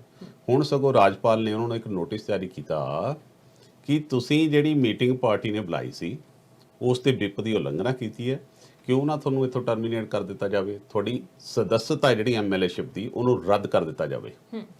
ਉਸ ਮਾਮਲੇ 'ਚ ਹਾਲਾਂਕਿ ਜਿਹੜਾ ਵਿਪ ਹੁੰਦਾ ਸਦਨ ਦੇ ਫਲੋਰ ਤੇ, ਜਿਹੜਾ ਵਿਰੋਧੀ ਧਿਰ ਦਾ ਨੇਤਾ ਹੁੰਦਾ ਹੈ ਉਹ ਸਦਨ ਤੇ ਤੁਹਾਨੂੰ ਵਿਪ ਜਾਰੀ ਕਰ ਸਕਦਾ ਹੁੰਦਾ ਕਿ ਤੁਸੀਂ ਉੱਥੇ ਆਉਣੇ, ਜੇ ਨਹੀਂ ਆਉਂਗੇ ਤੁਹਾਡੇ ਖਿਲਾਫ ਕਾਰਵਾਈ ਹੋ ਸਕਦੀ ਹੈ। ਉਹ ਹੁਣ ਕਿਸ ਆਧਾਰ ਤੇ ਉਹਨਾਂ ਨੇ ਪਾਰਟੀ ਦੀ ਮੀਟਿੰਗ 'ਚ ਉਹਨੂੰ ਵਿਪ ਬਣਾ ਕੇ ਉਹਨੂੰ ਉਤਾਰਨ ਦੀ ਕੋਸ਼ਿਸ਼ ਕੀਤੀ ਹੈ। ਹੁਣ ਸਚਿਨ ਪਾਇਲਟ ਤੇ ਉਸ ਦੇ ਨਾਲ 19 ਸਾਥੀ ਹੋਰ ਨੇ, 3 ਆਜ਼ਾਦ ਨੇ, 22 ਜਾਣਿਆਂ ਦਾ ਉਹਦੇ ਕੋਲ ਸਮਰਥਨ ਹੈ। ਉਹਨੂੰ ਲੱਗਦਾ ਸੀ ਕਿ 22 ਮੇਰੇ ਕੋਲੇ ਹੋਣਗੇ ਤੇ 72 ਪਹਿਲਾਂ 30 ਕਹਿੰਦਾ ਸੀ ਵੀ 72 ਹੋਣਗੇ ਬੀਜੇਪੀ ਦੇ, ਆਪਾਂ ਉੱਥੇ ਸਰਕਾਰ ਬਣਾਉਣ ਦੇ ਆਪਣੇ ਚਾਂਸਸ ਹੋ ਜਾਣਗੇ ਜਾਂ ਫਿਰ ਨੈਗੋਸ਼ੀਏਸ਼ਨ ਹੋ ਜੂਗੀ ਕਿਤੇ ਨਾ ਕਿਤੇ ਸਰਕਾਰ ਦੇ ਵਿੱਚ। ਹੁਣ ਉਹਦੇ ਕੋਲ ਵੀ ਨੰਬਰ ਪੂਰੇ ਨਹੀਂ ਹੈਗੇ। ਹੁਣ ਉਹਨੇ ਵੀ ਹਾਈ ਕੋਰਟ ਦੇ ਵਿੱਚ ਸਰਕਾਰ ਦੀ ਜਿਹੜੀ ਉਹਨਾਂ ਨੂੰ ਨੋਟਿਸ ਜਾਂ ਅਯੋਗ ਠਹਿਰਾਉਣ ਦੀ ਐਪਲੀਕੇਸ਼ਨ ਲਾਈ ਗਈ ਹੈ ਜਾਂ ਫਿਰ ਕਾਰਵਾਈ ਕਰਨ ਜਾ ਰਹੀ ਹੈ, ਉਸ ਸੰਦਰਭ 'ਚ ਉਹਨੇ ਹਾਈ ਕੋਰਟ ਦਾ ਦਰਵਾਜ਼ਾ ਖੜਕਾਤਾ ਹੈ। ਇਸ ਵੇਲੇ ਖਿੱਚੋਤਾਣ ਚੱਲ ਰਹੀ ਹੈ, ਦੋਵੇਂ ਪਾਸੇ ਗੱਲਾਂ ਚੱਲ ਰਹੀਆਂ। ਜਿਹੜੀ ਕਾਂਗਰਸ ਹਾਈ ਕਮਾਂਡ ਦੇ ਲੀਡਰ ਨੇ, ਚਾਹੇ ਰਣਦੀਪ ਸਿੰਘ ਸੁਰਜੇਵਾਲਾ ਉੱਥੇ ਗਏ ਹੋਏ ਨੇ ਜਾਂ ਫਿਰ ਅਹਿਮਦ ਪਟੇਲ ਉੱਥੇ ਗਏ ਹੋਏ ਨੇ, ਉਹ ਸਾਰੇ ਕੋਸ਼ਿਸ਼ ਤਾਂ ਕਰ ਰਹੇ ਆ, ਕਈ ਵਾਰੀ ਪੁਚਕਾਰ ਕੇ ਜੀ ਕਰਦੇ ਆ, ਕਈ ਵਾਰੀ ਘੁਰਕੀ ਵੀ ਮਾਰ ਕੇ ਦੇਖਦੇ ਆ। ਸੋ ਦੇਖਣ ਨੂੰ ਆਪਾਂ ਨੂੰ ਕੁਝ ਹੋਰ ਲੱਗਦਾ ਹੁੰਦਾ, ਪਰ ਜਿਹੜੀ ਬੈਕਡੋਰ ਗੱਲਬਾਤ ਚੱਲਦੀ ਹੁੰਦੀ ਉਹ ਹੋਰ ਕੁਝ ਹੁੰਦੀ ਆ। ਉਹ ਮੇਰੇ ਖਿਆਲ ਨਾਲ 2-3 ਦਿਨਾਂ 'ਚ ਫਿਰ ਸਪਸ਼ਟ ਹੋ ਜਾਣੀ ਹੈ ਜੀ। ਬਿਲਕੁਲ, ਕਿਉਂਕਿ ਪੈਂਡੈਮਿਕ ਦੇ ਦੌਰਾਨ ਕੋਈ ਵੀ, ਜੇ ਅਸੀਂ ਕੈਨੇਡਾ ਦੀ ਗੱਲ ਕਰ ਲਈਏ ਤਾਂ ਇਲੈਕਸ਼ਨ ਕਾਲ ਕਰਨ ਨੂੰ ਹਜੇ ਸੋਚ ਵੀ ਨਹੀਂ ਰਿਹਾ ਕੋਈ ਕਿ ਇਲੈਕਸ਼ਨ ਹੋਣੀ ਚਾਹੀਦੀ ਹੈ ਜਾਂ ਅਸੀਂ ਨੇਤਾ ਨੂੰ ਬਦਲਣਾ ਜਾਂ ਅਸੀਂ ਸਿਆਸਤ ਦੇ ਵਿੱਚ ਇਦਾਂ ਦਾ ਕੁਝ ਕਰਨਾ। ਕਿਉਂਕਿ ਹੁਣੇ ਜਿਹੜੇ ਸਾਡੇ ਪ੍ਰਧਾਨ ਮੰਤਰੀ ਹੈਗੇ ਨੇ, ਕੈਨੇਡਾ ਦੇ ਪ੍ਰਧਾਨ ਮੰਤਰੀ ਨੇ ਜਸਟਿਨ ਟਰੂਡੋ, ਇੱਕ ਚੈਰਿਟੀ ਦੇ ਘਪਲੇ ਦੇ ਵਿੱਚ, ਵਿਵਾਦ ਦੇ ਵਿੱਚ ਫਸੇ ਹੋਏ ਨੇ ਕਿ ਉਹਨਾਂ ਨੇ ਆਪਣੀ ਹੀ ਚੈਰਿਟੀ ਨੂੰ, ਜਿਹਦੇ ਚ ਉਹਦੇ ਪਰਿਵਾਰ ਦੇ ਮੈਂਬਰ ਜਿਹੜੇ ਨੇ ਉਹ ਨਾਲ ਕੰਮ ਕਰ ਰਹੇ ਹੈਗੇ ਨੇ, ਤੇ ਉਸ ਚੈਰਿਟੀ ਦੇ ਵਿੱਚ ਉਹ ਆਪਣੀ ਚੈਰਿਟੀ ਨੂੰ ਹੀ ਪੈਸੇ ਦੇ ਰਹੇ ਹੈਗੇ ਨੇ, ਉਹਨਾਂ ਤੋਂ ਪੈਸੇ ਲੈ ਵੀ ਰਹੇ ਹੈਗੇ ਨੇ। ਸੋ ਬਹੁਤ ਸਾਰਾ ਵਿਵਾਦ ਜਿਹੜਾ ਉਹ ਬਣਿਆ ਹੋਇਆ ਤੇ ਉਹਦੇ ਵਿੱਚ ਐਥਿਕ ਕਮਿਸ਼ਨਰ ਜਿਹੜਾ ਹੈਗਾ ਉਹਨਾਂ ਨੂੰ ਜਾਂਚ ਕਰਨ ਦੇ ਲਈ ਕਿਹਾ ਗਿਆ ਹੈਗਾ। ਤੇ ਪਰ ਉਦੋਂ ਬਾਅਦ ਚ ਜਦੋਂ ਕਿਹਾ ਉਹਨਾਂ ਦੇ ਖਿਲਾਫ ਜਾਂਚ ਹੋਣੀ ਚਾਹੀਦੀ ਹੈ, ਚਾਹੇ ਉਹ ਸਾਡੇ ਬਲਾਕ ਦੇ ਹੈਗੇ ਆ ਲੀਡਰ, ਚਾਹੇ ਉਹ ਸਾਡੇ ਗ੍ਰੀਨ ਦੇ ਲੀਡਰ ਹੈ, ਚਾਹੇ ਉਹ NDP ਦੇ ਲੀਡਰ, ਚਾਹੇ ਕੰਜ਼ਰਵੇਟਿਵ ਹੈ, ਕਿਉਂਕਿ ਕੰਜ਼ਰਵੇਟਿਵ ਕੋਲ ਲੀਡਰ ਹਜੇ ਹੈ ਨਹੀਂ,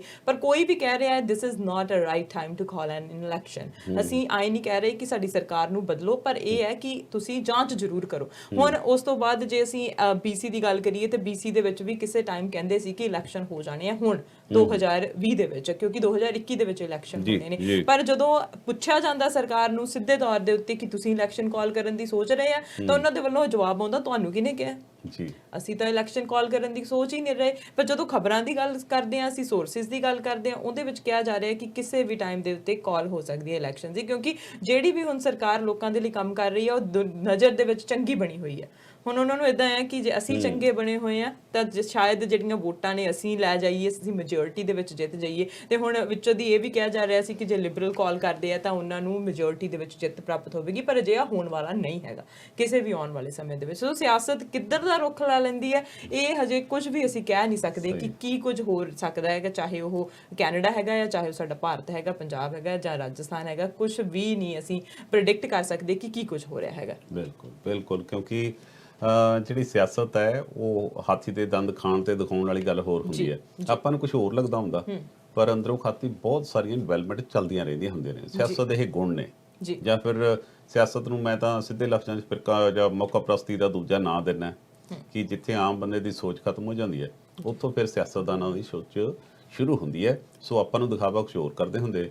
ਵੱਡੇ ਮੁਲਕਾਂ ਦੇ ਜੇ ਕੈਨਵਸ ਤੇ ਜਾ ਕੇ ਵੀ ਦੇਖਦੇ ਹਾਂ, ਜਦੋਂ ਇੱਕ ਦੂਸਰੇ ਨੂੰ ਥ੍ਰੈਟ ਕਰਦੇ ਆ, ਜਦੋਂ ਕਹਿੰਦੇ ਜੀ ਹਾਂਜੀ ਤੁਹਾਨੂੰ ਇਦਾਂ ਕਰ ਦਾਂਗੇ, ਸੈਂਕਸ਼ਨ ਲਾ ਦਾਂਗੇ, ਪਰ ਪਿਛਲੇ ਡੋਰ ਦੇ ਰਾਹੀਂ ਉਹਨਾਂ ਦੀ ਗੱਲਬਾਤ ਚੱਲਦੀ ਰਹਿੰਦੀ ਹੁੰਦੀ ਹੈ। ਸੋ ਇੱਕ ਇਹ ਮਤਲਬ ਇੱਕ ਸਿੰਪਲ ਇੱਕ ਫੰਡਾ ਹੈ ਸਿਆਸਤ ਦਾ, ਜਿਹੜਾ ਕਹਿਣਾ ਕੁਛ ਤੇ ਕਰਨਾ ਕੁਛ। ਬਿਲਕੁਲ, ਸਿਆਸਤ ਦੇ ਬਾਰੇ ਵੀ ਗੱਲ ਕਰਾਂਗੇ ਤੇ ਸਿਆਸਤ ਦੇ ਨਾਲ ਨਾਲ ਅਸੀਂ ਵਰਲਡ ਦੇ ਵਿੱਚ ਕੀ ਹੋ ਰਿਹਾ ਉਹਦੀ ਗੱਲ ਕਰਾਂਗੇ। ਬ੍ਰੇਕ ਲਾ ਲੈਂਦੇ ਤੇ ਬ੍ਰੇਕ ਤੋਂ ਬਾਅਦ ਵਾਪਸ ਆਉਂਦੇ ਹਾਂ ਜੀ। ਬਿਲਕੁਲ, ਸਟੇਟ ਟਾਕ ਸਿੱਧੀ ਗੱਲ ਪ੍ਰੋਗਰਾਮ ਦੇ ਵਿੱਚ ਅਸੀਂ ਗੱਲਬਾਤ ਕੀਤੀ ਕਰੋਨਾ ਦੀ ਸਥਿਤੀ ਦੇ ਬਾਰੇ, ਨਾਲ ਨਾਲ ਰਾਜਸਥਾਨ ਦੇ ਵਿੱਚ ਕੀ ਕੁਝ ਹੋ ਰਿਹਾ, ਤੇ ਬਾਅਦ ਵਿੱਚ ਅਸੀਂ ਹੋਰ ਵੀ ਟੌਪਿਕ ਨੇ ਉਹਨਾਂ ਦੇ ਉੱਤੇ ਗੱਲਬਾਤ ਕਰਾਂਗੇ। ਰੁਕਦੇ ਹਾਂ ਕਮਰਸ਼ੀਅਲ ਬ੍ਰੇਕ ਦੇ ਲਈ। ਤੁਸੀਂ ਦੇਖਦੇ ਰਹੋ ਸਾਂਝਾ ਟੀਵੀ।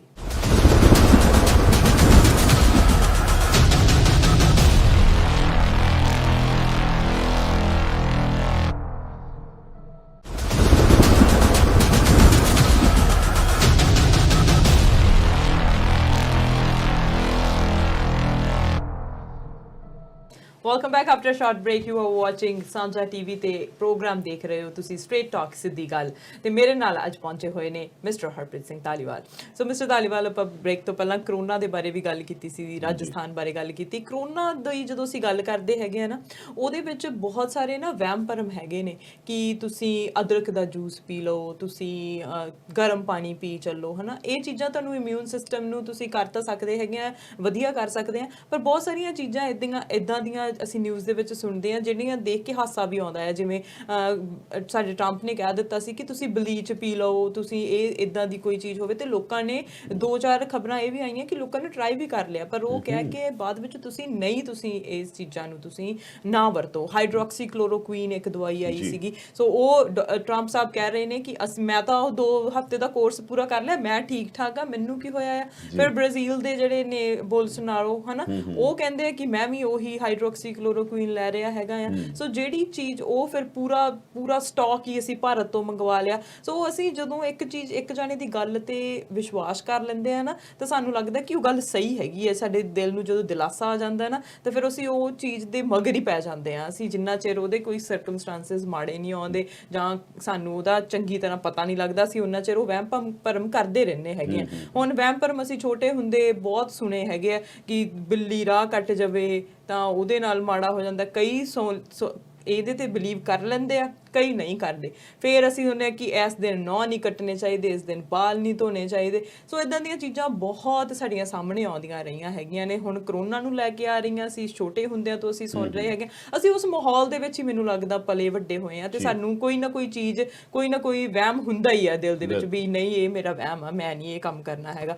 ਤੇ ਹੁਣ ਤਾਂ ਕੈਨੇਡਾ ਦੇ ਵਿੱਚ ਵੀ ਚੀਜ਼ਾਂ ਜਿਹੜੀਆਂ ਨੇ ਉਹ ਸਾਹਮਣੇ ਆਉਣ ਲੱਗ ਗਈਆਂ ਨੇ, ਤੇ ਸਾਡੇ ਹੁਣ ਇੱਥੇ ਹੀ ਕੋਕਿਟਲਮ ਦੇ ਵਿੱਚ RCMP ਨੇ ਇੱਕ ਨਿਊਜ਼ ਫੁਟੇਜ ਜਾਰੀ ਕੀਤੀ ਹੈਗੀ ਹੈ, ਫੋਟੋਆਂ ਜਾਰੀ ਕੀਤੀਆਂ ਨੇ ਕਿ ਉੱਥੇ ਟ੍ਰੇਲ ਦੇ ਉੱਤੇ, ਰਿਵਰ ਦੇ ਕੋਲ ਇੱਕ ਟਰੀ ਦੇ ਉੱਤੇ ਕਿਸੇ ਨੇ ਨਿੰਬੂ ਨੂੰ ਕੱਟ ਕੇ ਉਹਦੇ ਵਿੱਚ ਕੁਝ ਫਿਲ ਕਰਕੇ ਤੇ ਉਹਦੇ ਵਿੱਚ ਕਿੰਨੀਆਂ ਹੀ ਸੂਈਆਂ, ਨੀਡਲਸ ਜਿਹੜੀਆਂ ਉਹ ਲਾ ਕੇ ਉੱਤੇ ਕੁਝ ਧਾਗਾ ਬੰਨ ਕੇ ਤੇ ਉਹਨੂੰ ਉੱਥੇ ਟੰਗਿਆ ਹੋਇਆ ਆ।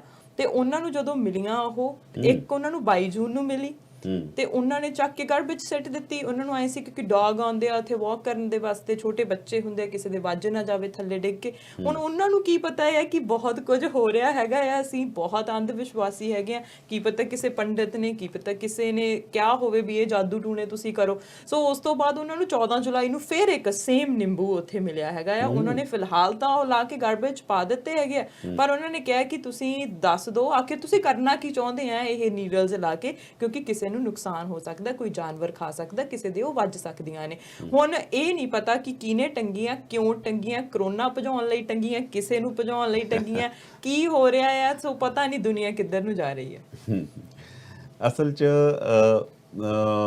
ਇਹ ਗੱਲ ਬੜੀ ਮਸ਼ਹੂਰ ਹੈ ਕਿ ਜਿਹੜਾ ਬੰਦਾ ਆਪਣੇ ਗੁਣ ਨਾਲ ਲੈ ਕੇ ਜਾਂਦਾ, ਜਿਹੜੀ ਤੁਸੀਂ ਆ ਸਾਰੀ ਵਹਿਮਾਂ ਭਰਮਾਂ ਦੀ ਗੱਲ ਕੀਤੀ ਆ, ਖਾਸ ਤੌਰ ਤੇ ਇਹ ਸਾਡੇ ਭਾਰਤ ਦੇ ਨਾਲ ਬੜੀ ਜੁੜੀ ਹੋਈ ਆ। ਭਾਰਤ ਦੇ ਲੋਕ ਦੁਨੀਆ ਭਰ ਦੇ ਹਰ ਹਿੱਸੇ ਦੇ ਵਿੱਚ ਅੱਜ ਕੱਲ੍ਹ ਵਸ ਗਏ ਆ, ਔਰ ਪੁਰਾਣਾ ਜੇਕਰ ਆਪਾਂ ਇਤਿਹਾਸ ਚੱਕ ਕੇ ਦੇਖਦੇ ਹਾਂ ਤਾਂ ਉਹ 'ਚ ਅਰਸ਼ੀ, ਕਿਉਂਕਿ ਜਿਹੜੀਆਂ ਉੱਚ ਜਾਤਾਂ ਜਿਹੜੀਆਂ ਬਣਾਈਆਂ ਹੋਈਆਂ ਸੀਗੀਆਂ, ਬ੍ਰਾਹਮਣ ਤੇ ਫਿਰ ਕਸ਼ਤਰੀਏ, ਵੈਸਿਆ, ਸ਼ੂਦਰ, ਇਸ ਤਰੀਕੇ ਨਾਲ ਇਹਨਾਂ ਨੇ ਜਾਤਾਂ ਦਾ ਵੰਡ ਕੀਤੀ ਹੋਈ ਸੀ ਜੀ। ਸੋ ਉਹ ਸਾਰੀਆਂ ਚੀਜ਼ਾਂ ਦੇ ਵਿੱਚ ਲੋਕਾਂ ਨੂੰ ਕਰਮ ਕਾਂਡ ਦੇ ਵਿੱਚ ਫਸਾ ਕੇ ਰੱਖਣਾ ਉਹਨਾਂ ਦਾ ਮੇਨ ਮੋਟਿਵ ਹੁੰਦਾ ਸੀ। ਉਹ ਆਪ ਈਵਨ ਕੀ ਜੇਕਰ ਤੁਸੀਂ ਇਸ ਗੱਲ ਤੇ ਆਉਣ ਤੋਂ ਪਹਿਲਾਂ ਮੈਂ ਤੁਹਾਨੂੰ ਸੁਣਾਵਾਂ, ਤੁਸੀਂ ਸੁਣ ਕੇ ਹੈਰਾਨ ਰਹਿ ਜਾਓਗੇ ਜੀ। ਆਪਣੀ ਇਸ ਤਰ੍ਹਾਂ ਦੀਆਂ ਪ੍ਰਥਾ ਸੀਗੀਆਂ ਜਿਹੜੀਆਂ ਸਾਡੇ ਬਜ਼ੁਰਗਾਂ, ਦਾਦਿਆਂ, ਫੋਰ ਫਾਦਰ ਤੋਂ ਲੈ ਕੇ ਲਗਾਤਾਰ ਆਪਣੇ ਤੱਕ ਆਈਆਂ।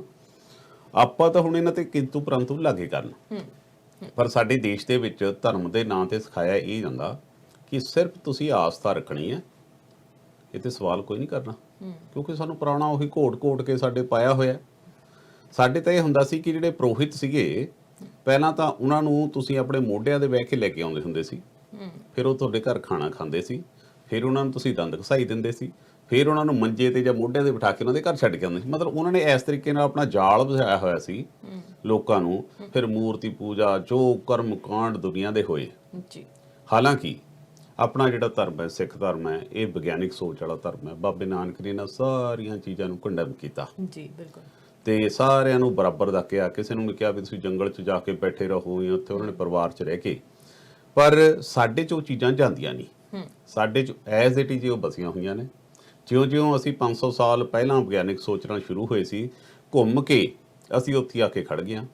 ਸਾਡੇ ਤਾਂ ਨੁਮਾਇੰਦਗੀ ਕਰਨ ਵਾਲੇ ਲੋਕ, ਹੁਣ ਆਪਾਂ ਸਿੱਖ ਧਰਮ ਦੀ ਚਲੋ ਗੱਲ ਕਰਦੇ ਹਾਂ, ਜਦੋਂ ਆਹ ਕਰਮ ਕਾਂਡ ਦੀ ਗੱਲ ਚੱਲਦੀ ਹੈ, ਸਿੱਖ ਧਰਮ ਨੂੰ ਨੁਮਾਇੰਦਗੀ ਕੌਣ ਕਰਦੇ ਆ? ਵੱਡੇ ਵੱਡੇ ਲੀਡਰ ਸਾਹਿਬਾਨ, ਜਿਨ੍ਹਾਂ ਸਰਦਾਰ ਪ੍ਰਕਾਸ਼ ਸਿੰਘ ਬਾਦਲ ਜਾਂ ਉਹਨਾਂ ਦਾ ਬੇਟਾ ਡਿਪਟੀ ਮੁੱਖ ਮੰਤਰੀ ਜਾਂ ਉਹਨਾਂ ਦਾ ਪਰਿਵਾਰ, ਇੱਕ ਵੱਡਾ ਇੱਕ ਧਾਰਮਿਕ ਤੌਰ ਤੇ ਪਹਿਚਾਣ ਰੱਖਦਾ ਪਰਿਵਾਰ, ਜਿਹੜਾ ਇਸ ਗੱਲ ਦੀ ਜ਼ਿੰਮੇਵਾਰੀ ਲੈਂਦਾ ਕਿ ਧਰਮ ਦੀ ਠੇਕੇਦਾਰੀ ਸਾਡੇ ਤੋਂ ਬਾਹਰ ਨਹੀਂ ਜਾਣੀ ਚਾਹੀਦੀ, ਇਸ ਤੋਂ ਵੱਧ ਸਾਡੇ ਤੋਂ ਵੱਧ ਇਹਨੂੰ ਪ੍ਰੋਟੈਕਟ ਕੋਈ ਨਹੀਂ ਕਰ ਸਕਦਾ।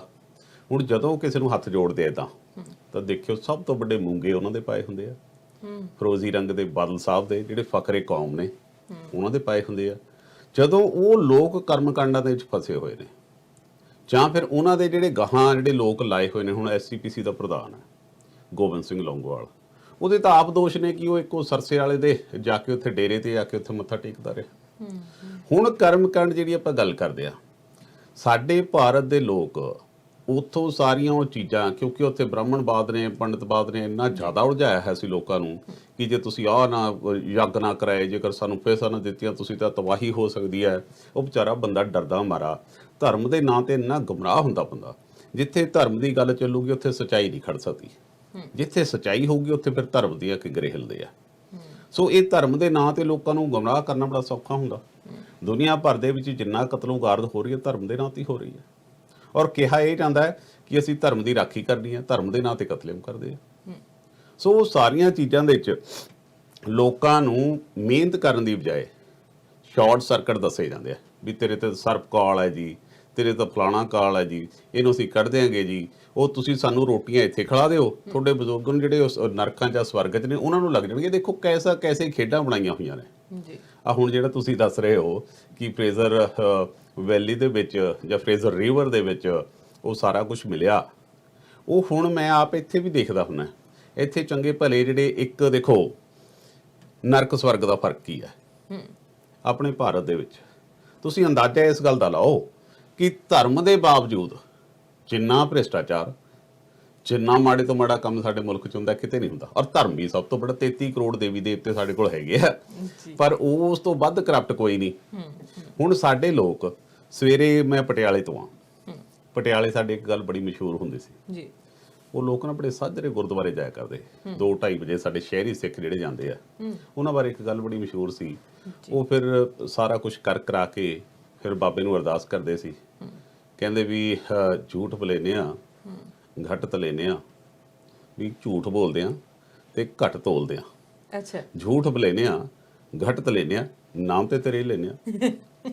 ਮਤਲਬ ਕਹਿਣ ਦਾ ਭਾਵ ਕਿ ਬਾਬਾ ਜੀ ਨੂੰ ਸਵੇਰੇ ਰਿਸ਼ਵਤ ਦੇ ਜਾਣੀ ਆ ਸੀ, ਵੀ ਆਹ ਸਾਡੀ ਤੇ ਜ਼ਿੰਮੇਵਾਰੀ ਹੋਊਗੀ, ਸਵੇਰੇ ਬਾਬੇ ਨੂੰ ਪਹਿਲਾਂ ਰਿਸ਼ਵਤ ਦੇ ਕੇ ਜਾਣੀ ਹੈ ਵੀ ਅਸੀਂ ਤੇਰੀ ਹਾਜ਼ਰੀ ਭਰ ਗਏ, ਹੁਣ ਸਾਰਾ ਦਿਨ ਜ਼ਿੰਮੇਵਾਰੀ ਤੁਹਾਡੀ ਬਣਦੀ ਆ ਬਾਬਾ ਜੀ, ਕਿ ਮੈਂ ਕੁਛ ਮਰਜ਼ੀ ਕਰਾਂ, ਮੈਨੂੰ ਪ੍ਰੋਟੈਕਟ ਤੁਸੀਂ ਕਰਨਾ।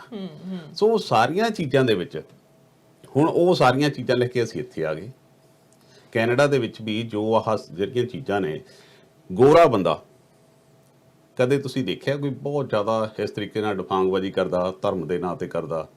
ਉਹ ਆਪਣਾ ਰਾਤ ਨੂੰ ਪਰਿਵਾਰ ਨਾਲ, ਦੋਸਤਾਂ ਮਿੱਤਰਾਂ ਨਾਲ 10, 11, 12 ਜੋ ਵੀ ਉਹਨਾਂ ਦਾ ਪਰਟੀਕੂਲਰ ਟਾਈਮ ਹੈ, ਉਹਦੇ ਵਿੱਚ ਉਹ ਸੌਂ ਜਾਂਦੇ ਆ, ਆਪਣਾ ਸਾਰਾ ਕੁਝ ਜੋ ਉਹਨਾਂ ਨੇ ਖਾਣਾ ਖਾ ਲੈਂਦੇ ਆ, ਸਵੇਰੇ ਉੱਠਦਾ ਉਹ ਆਪਣਾ ਟਾਈਮ ਤੇ ਜਾ ਕੇ ਪੂਰਾ ਆਪਣੇ ਦਫ਼ਤਰ ਟਾਈ ਲਾ ਕੇ ਬੈਠਦਾ। ਆਪਣੇ ਵਾਲੇ ਪੂਰੇ ਦਾ ਪੂਰਾ ਡਫਾਂਗਬਾਜ਼ੀ ਹੁੰਦੀ ਹੈ। ਫਿਰ ਸਵੇਰੇ ਘੱਟ ਬਲੇਨੇ ਆ, ਝੂਠ ਤਲੇਨੇ ਵੀ ਕਰਦੇ ਆ, ਫਿਰ ਉੱਥੋਂ ਆ ਕੇ ਦਫ਼ਤਰ ਹੈ ਉਹਦੇ 'ਚ ਪੂਜਾ ਪਾਠ ਧੂਆਂ ਕਰਦੇ ਆ ਪੂਰਾ, ਉਹ ਧੂਆਂ ਕਰਕੇ ਸਾਰਾ ਦਿਨ ਠੱਗੀ ਮਾਰਦੇ ਆ। ਤੁਸੀਂ ਦੇਖੋ ਨਾ ਫਰਕ ਕਿੰਨਾ, ਸਾਡੇ ਕਰੈਕਟਰਾਂ 'ਚ ਫਰਕ ਆ ਅਸਲ 'ਚ। ਹੁਣ ਇੱਥੇ ਆ ਕੇ ਚੌਂਕਾਂ ਦੇ ਵਿੱਚ ਆ ਜਿਹੜੀਆਂ ਚੀਜ਼ਾਂ ਮਿਲ ਰਹੀਆਂ ਨੇ, ਇਹ ਸਾਡੀ ਮਾਨਸਿਕਤਾ ਦਿਖਾਉਂਦੀਆਂ ਨੇ ਕਿ ਅਸੀਂ ਕਿਹੜੀ ਮਾਨਸਿਕਤਾ ਦੇ ਲੋਕ ਆ। ਮੈਂ ਤਾਂ ਸਾਊਥ ਏਸ਼ੀਆ ਖਿੱਤੇ ਨੂੰ, ਆਪਣੀਆਂ ਕੌਮਾਂ ਨੂੰ ਹਮੇਸ਼ਾ ਹੀ, ਚਾਹੇ ਅਸੀਂ ਆਪਣੇ ਆਪ ਨੂੰ ਹੀ ਕਲਗੀਆਂ ਲਾਈ ਜਾਈਏ ਅਸੀਂ ਕਿ ਅਸੀਂ ਬਹੁਤ ਸਮਝਦਾਰ ਹਾਂ, ਸਾਡੇ ਵਰਗਾ ਕੋਈ ਨਹੀਂ, ਸਾਡੇ ਵਰਗਾ ਕਰਪਟ ਕੋਈ ਨਹੀਂ, ਸਾਡੇ ਵਰਗਾ ਲੀਡਰਲੈਸ ਕੋਈ ਨਹੀਂ, ਸਾਡੇ ਵਰਗਾ ਕਿਸੇ ਦੇ ਅਸੂਲ ਕੋਈ ਨਹੀਂ, ਸੱਚ ਤੇ ਕੋਈ ਨੇੜੇ ਤੇੜੇ ਨਹੀਂ ਖੜਦਾ। ਜ਼ਿੰਦਗੀ ਦੇ ਵਿੱਚ ਇਹ ਸਾਰੇ ਦਾ ਸਾਰਾ ਸਿਰਫ ਤੇ ਸਿਰਫ ਡਰਾਮੇਬਾਜ਼ੀ, ਡਬਲ ਫੇਸ ਅਸੀਂ ਲੋਕ ਆ। ਸੋ ਅਸੀਂ ਮੂੰਹ 'ਚ ਰਾਮ ਪਿੱਠ 'ਚ ਛੁਰਾ ਮਾਰਨ ਵਾਲੇ ਲੋਕ ਆ।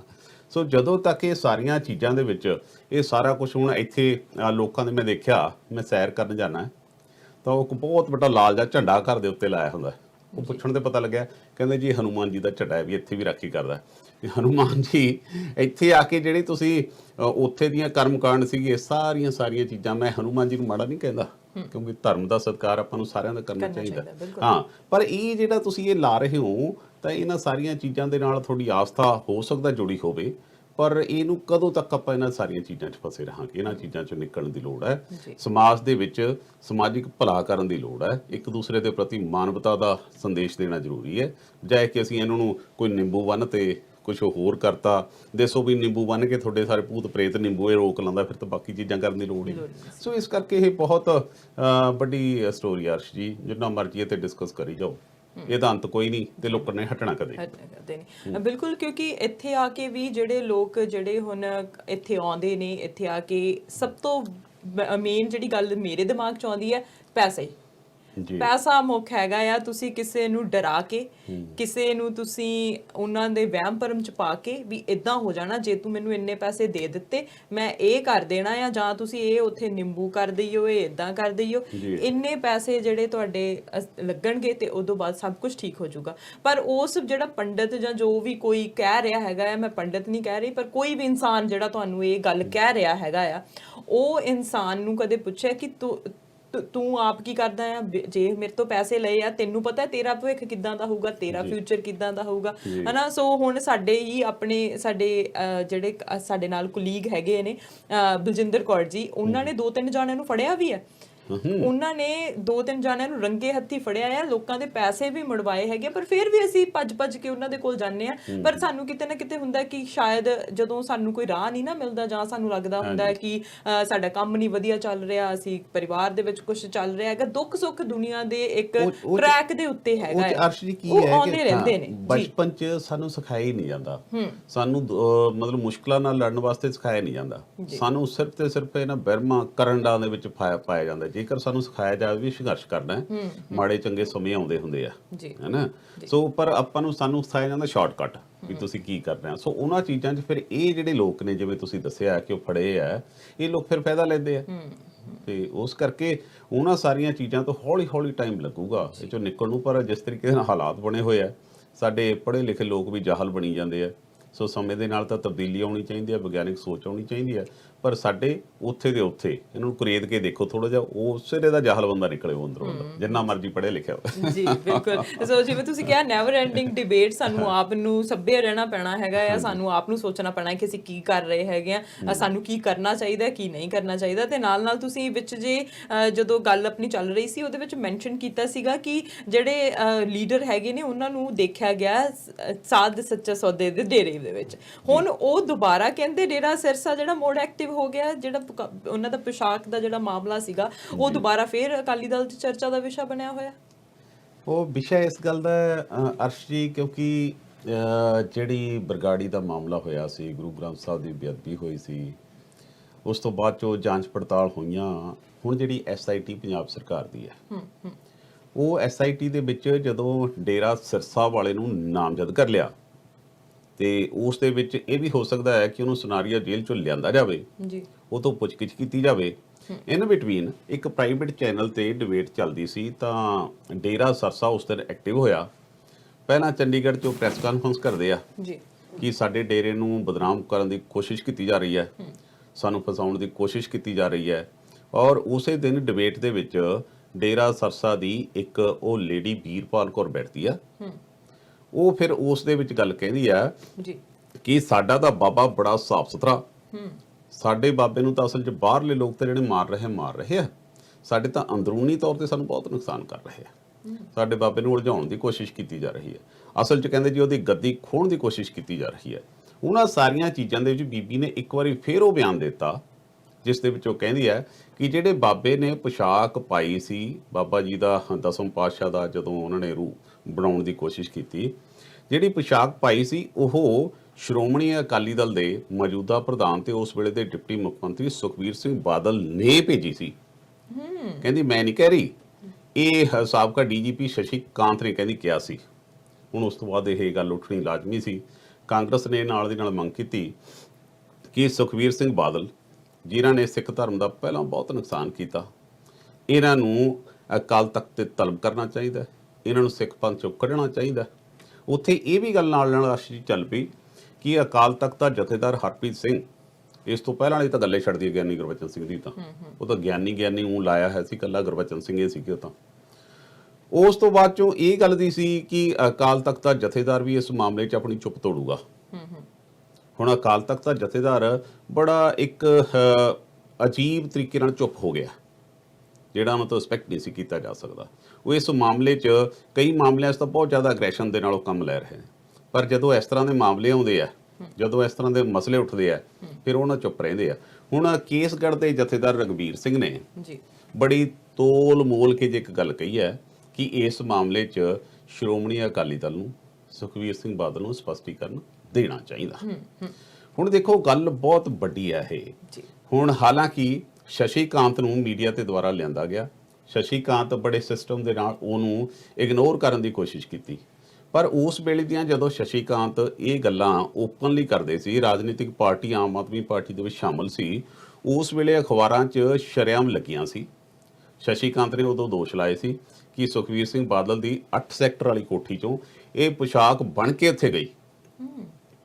ਹੁਣ ਉਹ ਸਾਰੀ ਚੀਜ਼ ਦੇ ਵਿੱਚ ਤੁਸੀਂ ਅੰਦਾਜ਼ਾ ਲਾਓ ਕਿ ਕਿਸ ਹਾਲਾਤ ਦੇ ਵਿੱਚ ਇਸ ਵੇਲੇ ਆਪੋਜੀਸ਼ਨ ਚੱਲ ਰਹੀ ਹੈ।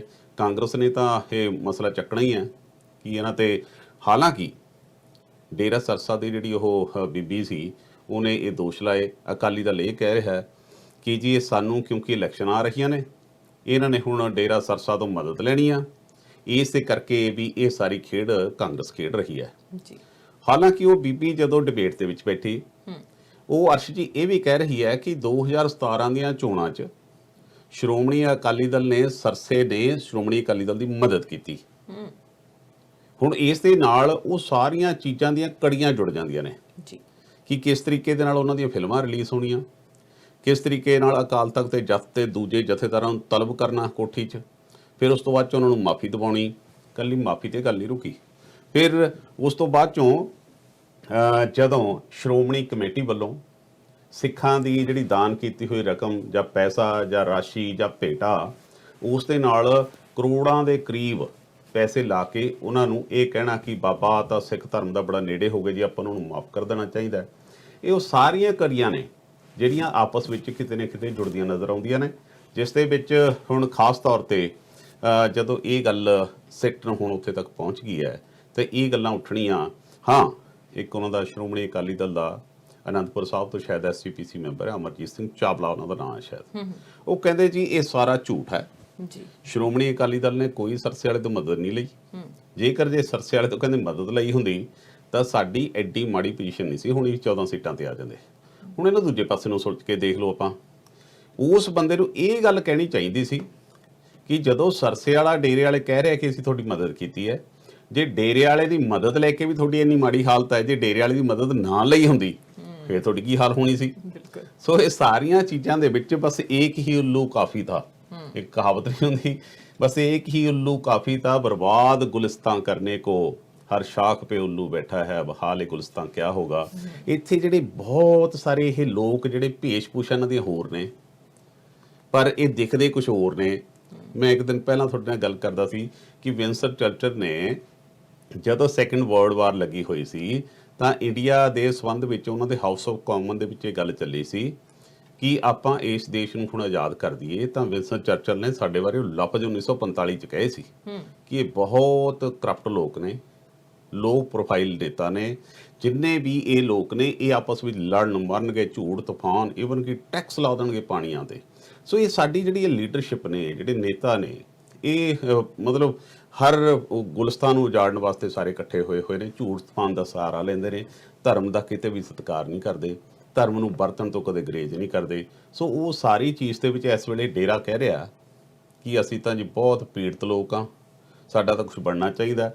ਪਰ ਦੂਜੇ ਪਾਸੇ ਜਿਸ ਤਰੀਕੇ ਨਾਲ ਸਿੱਟ ਅੱਗੇ ਵੱਧ ਰਹੀ ਹੈ, ਹੁਣ ਡੇਰੇ ਵਾਲੇ ਨੂੰ ਜੇਕਰ ਉੱਥੇ ਲਿਆਂਦਾ ਗਿਆ, ਡੇਰੇ ਵਾਲੇ ਨੇ ਕੱਲ ਨੂੰ ਉਹਨਾਂ ਦਾ ਨਾਂ ਲੈਤਾ, ਉਹ ਤਾਂ ਘਰਾਂ ਚੋਂ ਨਿਕਲ ਚੁੱਕੇ ਨਹੀਂ ਰਹਿਣੇ ਜੀ। ਸੋ ਇਹ ਸਾਰੇ ਕਰਕੇ ਇਹ ਸਾਰੀ ਸਿਆਸਤ ਹੋ ਰਹੀ ਹੈ ਔਰ CBI ਵੀ ਇਸ ਮਾਮਲੇ ਦੇ ਵਿੱਚ ਆਪਣੇ ਜਿਹੜੇ ਸਿਆਸੀ ਆਕਾ ਨੇ ਉੱਪਰ ਬੈਠੇ ਆ, ਉਹਨਾਂ ਤੋਂ ਕਿਤੇ ਨਾ ਕਿਤੇ ਇਸ਼ਾਰੇ ਲੈ ਰਹੀ ਹੈ ਕਿ ਹਾਂਜੀ ਕੀ ਡਾਇਰੈਕਸ਼ਨ ਦੇ ਵਿੱਚ ਕੰਮ ਕੀਤਾ ਜਾਵੇ।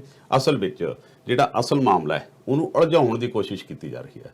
ਜਿਹੜੀਆਂ ਰਾਜਨੀਤਿਕ ਪਾਰਟੀਆਂ ਨੇ ਉਹ ਆਪਣੀ ਸਿਆਸਤ ਕਰ ਰਹੀਆਂ ਨੇ, ਕਾਂਗਰਸ ਆਪਣੀ ਸਿਆਸਤ ਕਰ ਰਹੀ ਹੈ, ਆਮ ਆਦਮੀ ਪਾਰਟੀ ਵੀ ਚੁੱਪ ਕਰੀ ਬੈਠੀ ਹੈ। ਸੋ ਇਹ ਸਾਰੀ ਘਟਨਾਕ੍ਰਮ ਦੇ ਵਿੱਚ ਨਜ਼ਰ ਆਉਂਦਾ ਹੈ ਕਿ ਇਹ ਸਾਰੇ ਦੇ ਸਾਰੇ ਲੋਕ ਇੱਕੋ ਥਾਲੀ ਦੇ ਚੱਟੇ ਬੱਟੇ ਹੈ ਜੀ। ਬਿਲਕੁਲ, ਕਿਉਂਕਿ ਧਰਮ ਦੇ ਨਾਂ ਤੇ ਸਿਆਸਤ, ਫਿਰ ਤੁਸੀਂ ਇੱਕ ਦੂਜੇ ਦੇ ਇਲਜ਼ਾਮ ਲਗਾ ਕੇ, ਫਿਰ ਹੁਣ ਜਿਹੜਾ ਡੇਰਾ ਸੱਚਾ ਸੌਦਾ ਜਿਹੜਾ ਕਿਹਾ ਜਾਂਦਾ ਸੀਗਾ ਕਿ ਅਸੀਂ ਸੱਚਾ ਸੌਦਾ ਕਰਦੇ ਹਾਂ, ਸੱਚਾ ਵਪਾਰ ਕਰਦੇ ਹਾਂ, ਉਹ ਸਾਰਾ ਸੱਚ ਤਾਂ ਹੁਣ ਸਾਡੇ ਸਾਹਮਣੇ ਹੀ ਹੈਗਾ ਕਿ ਕਿਹੜਾ ਸੱਚ ਸੀ, ਕਿਹੋ ਜਿਹਾ ਸੱਚ ਸੀਗਾ। ਪਰ ਹਜੇ ਵੀ ਲੋਕ, ਅਸੀਂ ਅੰਧ ਵਿਸ਼ਵਾਸੀਆਂ ਦੀ ਗੱਲ ਕਰ ਰਹੇ ਹੈਗੇ, ਅਜੇ ਵੀ ਲੋਕ ਹੈਗੇ ਨੇ ਜਿਹੜੇ ਕਹਿ ਰਹੇ ਨੇ ਕਿ ਇੰਨੇ ਸਬੂਤਾਂ ਦੇ ਬਾਅਦ, ਇੰਨੀਆਂ ਚੀਜ਼ਾਂ ਦੇ ਬਾਅਦ ਜਿਹੜਾ ਉਹਨਾਂ ਦਾ ਕਹਿ ਸਕਦੇ ਹਾਂ ਕਿ ਬਾਬਾ ਹੈਗਾ ਆ, ਉਹ ਜੇਲ੍ਹ ਦੇ ਵਿੱਚ ਹੈਗਾ, ਪਰ ਫਿਰ ਵੀ ਉਹ ਕਹਿ ਰਹੇ ਆ ਨਹੀਂ, ਇਹ ਸਾਡਾ ਸਭ ਬਾਬੇ ਨੂੰ ਝੂਠ ਦੇ ਰਾਹ ਤੇ ਫਸਾਇਆ ਗਿਆ। ਉਹ ਅੰਧ ਵਿਸ਼ਵਾਸ ਦੀ ਹੀ ਐਗਜ਼ਾਮਪਲ ਹੈਗੀ। ਉਹੀ ਹੈ ਨਾ ਵੀ ਸਾਡੇ ਜਦੋਂ ਆਪਾਂ ਗੱਲ ਕਰਦੇ ਆ ਤਾਂ ਇੱਕ ਬੜਾ ਕਾਨੂੰਨ ਵੀਸ ਨੇ ਬੜਾ ਚੰਗਾ ਲਫ਼ਜ਼ ਸਾਡੇ ਸਾਊਥ ਏਸ਼ੀਆ ਬਾਰੇ ਲਿਖਿਆ ਸੀ ਕਿ ਇੱਥੇ ਬਹੁਤ ਘੱਟ ਪੜ੍ਹੇ ਲਿਖੇ ਲੋਕ ਨੇ। ਜਿਹੜੇ ਪੜ੍ਹੇ ਲਿਖੇ ਲੋਕ ਵੀ ਨੇ ਉਹ ਵੀ ਜਾਹਲ ਕਿਸਮ ਦੇ ਲੋਕ ਨੇ। ਸੋ ਤੁਸੀਂ ਇਹ ਅੰਦਾਜ਼ਾ ਲਾਓ ਕਿ ਇਸ ਤਰ੍ਹਾਂ ਦੇ ਜਿਹੜੇ ਉਪਦਿਆ ਨੂੰ ਕੋਈ ਡਾਕਟਰ ਅਦਿੱਤਿਆ ਲਿਖਦਾ ਸੀ, ਜਿਹੜਾ ਉੱਥੇ ਰਾਜਨੀਤਿਕ ਵਿੰਗ ਦੇ ਵਿੱਚ ਬੜਾ ਸਰਗਰਮ ਸੀ ਉਹਨਾਂ ਦੇ ਡੇਰੇ ਦੇ ਵਿੱਚ। ਫਿਰ ਵਿਪਾਸ਼ਨਾ, ਡਾਕਟਰ ਵਿਪਾਸ਼ਨਾ ਇੰਸਾ ਜਿਹੜੀ, ਉਹ ਵੀ ਬੜੀ ਇੰਟੈਲੈਕਚੁਅਲ ਸੀ। ਫਿਰ ਚਲੋ ਹਨੀਪ੍ਰੀਤ ਦਾ ਤਾਂ ਉਹ ਤਾਂ ਵਿਚਾਰੀ ਉਹ ਇੱਕ ਆਈ, ਉਹ ਕੋਸ਼ਿਸ਼। ਹੁਣ ਉੱਥੇ ਜਿਹੜਾ ਸਾਰਾ ਰੌਲਾ ਉਹਨਾਂ ਦੇ ਡੇਰੇ ਚੱਲ ਰਿਹਾ ਹੈ, ਜਿਹੜਾ ਉਸ ਬੀਬੀ ਨੇ, ਬਲਵੀਰ ਕੌਰ ਨੇ ਦੋਸ਼ ਲਾਇਆ, ਉਹਨੇ ਕਿਹਾ ਕਿ ਹਨੀਪ੍ਰੀਤ ਦਾ ਇੱਕ ਅਲੱਗ ਗਰੁੱਪ ਸੀ ਔਰ ਜਿਹੜਾ ਅਦਿੱਤਿਆ ਹਿੰਸਾ ਤੇ ਜਗਜੀਤ ਸਿੰਘ ਹੋਣੀ ਨੇ ਰਾਜਨੀਤਿਕ ਵਿੰਗ ਵਾਲੇ, ਉਹਨਾਂ ਦਾ ਇੱਕ ਅਲੱਗ ਗਰੁੱਪ ਹੈ। ਇਸ ਕਰਕੇ ਉਹ ਸਾਰੇ ਇਸ ਗੱਲ ਦਾ ਕੋਸ਼ਿਸ਼ ਲੱਗੇ ਹੋਏ ਸੀ ਕਿ ਬਾਬਾ ਤਾਂ ਚਲੋ ਜੇਲ੍ਹ ਭੇਜੀ, ਪਹਿਲਾਂ ਜੇਲ੍ਹ ਭੇਜ ਕੇ ਫਿਰ ਆਪੋ ਆਪਣਾ ਜਿਹੜਾ ਸਮਰਾਜ ਉਹਦਾ ਖੜਾ ਕੀਤਾ ਹੋਇਆ। ਜੇਕਰ ਬਾਬਾ ਜੇਲ੍ਹ ਤੋਂ ਬਾਹਰ ਆਉਂਦਾ ਤਾਂ ਫਿਰ ਉਹਨਾਂ ਨੂੰ ਇੱਥੇ ਜਿਹੜਾ ਹੁਣ ਰਾਜ ਕਰਨ ਦਾ ਮੌਕਾ ਨਹੀਂ ਲੱਗਣਾ। ਉਹ ਕਹਿੰਦੇ ਵੀ ਇੱਥੇ ਅੰਦਰੂਨੀ ਤੌਰ ਤੇ ਸਾਡੇ ਬਹੁਤ ਸਾਰੇ ਇੱਕੋ ਖਿੱਚੋਤਾਣ ਬਹੁਤ ਚੱਲ ਰਹੀ ਹੈ। ਉਹਨਾਂ ਸਾਰੀਆਂ ਚੀਜ਼ਾਂ ਦੇ ਵਿੱਚ ਇਹ ਰਾਮ ਰੌਲੇ ਦੇ ਵਿੱਚ ਇਸ ਵੇਲੇ ਕਹਾਣੀ ਉਲਝੀ ਹੋਈ ਹੈ। ਅਸੀਂ ਪੜ੍ਹੇ ਲਿਖੇ ਅਨਪੜ੍ਹ ਹੈਗੇ ਆ, ਇਹ ਕਹਿ ਸਕਦੇ ਆ, ਜਾਂ ਇਹ ਕਹਿ ਸਕਦੇ ਆ ਕਿ ਦੁਨੀਆ ਚੰਦ ਤੇ ਪਹੁੰਚ ਗਈ ਹੈ ਤੇ ਅਸੀਂ ਹਜੇ ਵੀ ਗਾਰੇ 'ਚ ਪੈਰ ਮਾਰਦੇ ਫਿਰਦੇ ਆ, ਤੇ ਸਾਡੇ ਨਾਲ ਇਦਾਂ ਹੀ ਹੋਣਾ ਆ। ਸੋ ਜਿਹਨੇ ਚੰਦ ਤੇ ਪਹੁੰਚਣਾ ਹੈਗਾ ਆ ਉਹ ਆਲਰੇਡੀ ਪਹੁੰਚ ਚੁੱਕੇ ਹੈਗੇ, ਤੇ ਸਾਨੂੰ ਲੋੜ ਹੈਗੀ ਆਪਣੇ ਆਪ ਨੂੰ ਸੁਧਾਰਨ ਦੀ, ਇੰਡੀਵਿਜੂਅਲ ਤੌਰ ਦੇ ਉੱਤੇ ਸਾਨੂੰ ਸੋਚਣ ਦੀ ਕਿ ਸਾਨੂੰ ਕੀ ਕਰਨਾ ਚਾਹੀਦਾ ਹੈਗਾ ਆ, ਤਾਂ ਹੀ ਜਿਹੜੀਆਂ ਸਰਕਾਰਾਂ ਸੁਧਰ ਸਕਦੀਆਂ ਨੇ। ਤੁਸੀਂ ਹਮੇਸ਼ਾ ਸਾਡੇ ਨਾਲ ਇਨਫੋਰਮੇਸ਼ਨ ਸ਼ੇਅਰ ਕਰਦੇ ਹੋ, ਉਹਦੇ ਲਈ ਤੁਹਾਡਾ ਧੰਨਵਾਦ। ਸ਼ੁਕਰੀਆ। ਥੈਂਕ ਯੂ ਜੀ। ਬਿਲਕੁਲ ਸਾਨੂੰ ਖੁਦ ਤੇ ਨਜ਼ਰ ਮਾਰਨ ਦੀ ਲੋੜ ਹੈਗੀ ਹੈ। ਕਹਿੰਦੇ ਕਿਸੇ ਦੀ ਗੱਲ ਕਰਨ ਤੋਂ ਪਹਿਲਾਂ ਆਪਦੀ ਪੀੜੀ ਥੱਲੇ ਸੋਟਾ ਮਾਰ ਕੇ ਜ਼ਰੂਰ ਦੇਖਣਾ ਚਾਹੀਦਾ ਕਿ ਅਸੀਂ ਕੀ ਕਰ ਰਹੇ ਹੈਗੇ ਆ, ਕਿਉਂਕਿ ਜੇ ਤੁਸੀਂ ਇੱਕ ਉਂਗਲ ਕਿਸੇ ਵੱਲ ਚੁੱਕਦੇ ਹੈਗੇ ਆ ਤਾਂ 4 ਉਂਗਲਾਂ ਤੁਹਾਡੇ ਆਪ ਦੇ ਵੱਲ ਵੀ ਉੱਠਦੀਆਂ ਹੈਗੀਆਂ ਨੇ। ਸਾਨੂੰ ਸੋਚ ਸਮਝ ਕੇ ਵਿਚਰਨ ਦੀ ਲੋੜ ਹੈਗੀ ਹੈ। ਪੈਂਡੈਮਿਕ ਦਾ ਦੌਰ ਚੱਲ ਰਿਹਾ ਹੈਗਾ, ਆਪਣਾ ਖਿਆਲ ਰੱਖਣ ਦੀ ਲੋੜ ਹੈਗੀ ਹੈ, ਅੰਧ ਵਿਸ਼ਵਾਸ ਨੂੰ ਦੂਰ ਭਜਾਉਣ ਦੀ ਲੋੜ ਹੈਗੀ ਹੈ, ਰਿਐਲਿਟੀ ਦੇ ਵਿੱਚ ਜਿਉਣ ਦੀ ਲੋੜ ਹੈਗੀ ਹੈ। ਤਾਂ ਜਦੋਂ ਅਸੀਂ ਪੋਜ਼ਿਟਿਵ ਹੁੰਦੇ ਆ ਤਾਂ ਸਾਰਾ ਕੁਝ ਸਾਡੇ ਨਾਲ ਖੁਦ ਬ ਖੁਦ ਪੋਜ਼ਿਟਿਵ ਹੋ ਜਾਂਦਾ ਹੈਗਾ ਆ। ਸੋ ਹਮੇਸ਼ਾ ਪੋਜ਼ਿਟਿਵ ਰਹੋ, ਕਾਈਂਡ ਰਹੋ ਇੱਕ ਦੂਜੇ ਦੇ ਨਾਲ, ਤੇ ਸਟ੍ਰੇਟ ਟਾਕ ਲੈ ਕੇ ਅਸੀਂ ਹਮੇਸ਼ਾ ਦੀ ਤਰ੍ਹਾਂ ਇਸ ਤਰ੍ਹਾਂ ਹੀ ਆਉਂਦੇ ਰਵਾਂਗੇ। ਦੇਖਦੇ ਰਹੋ ਸਾਂਝਾ ਟੀਵੀ ਤੇ ਮੈਨੂੰ ਅਰਸ਼ਦੀਪ ਨੂੰ ਦਿਓ ਇਜਾਜ਼ਤ। ਸਤਿ ਸ਼੍ਰੀ ਅਕਾਲ।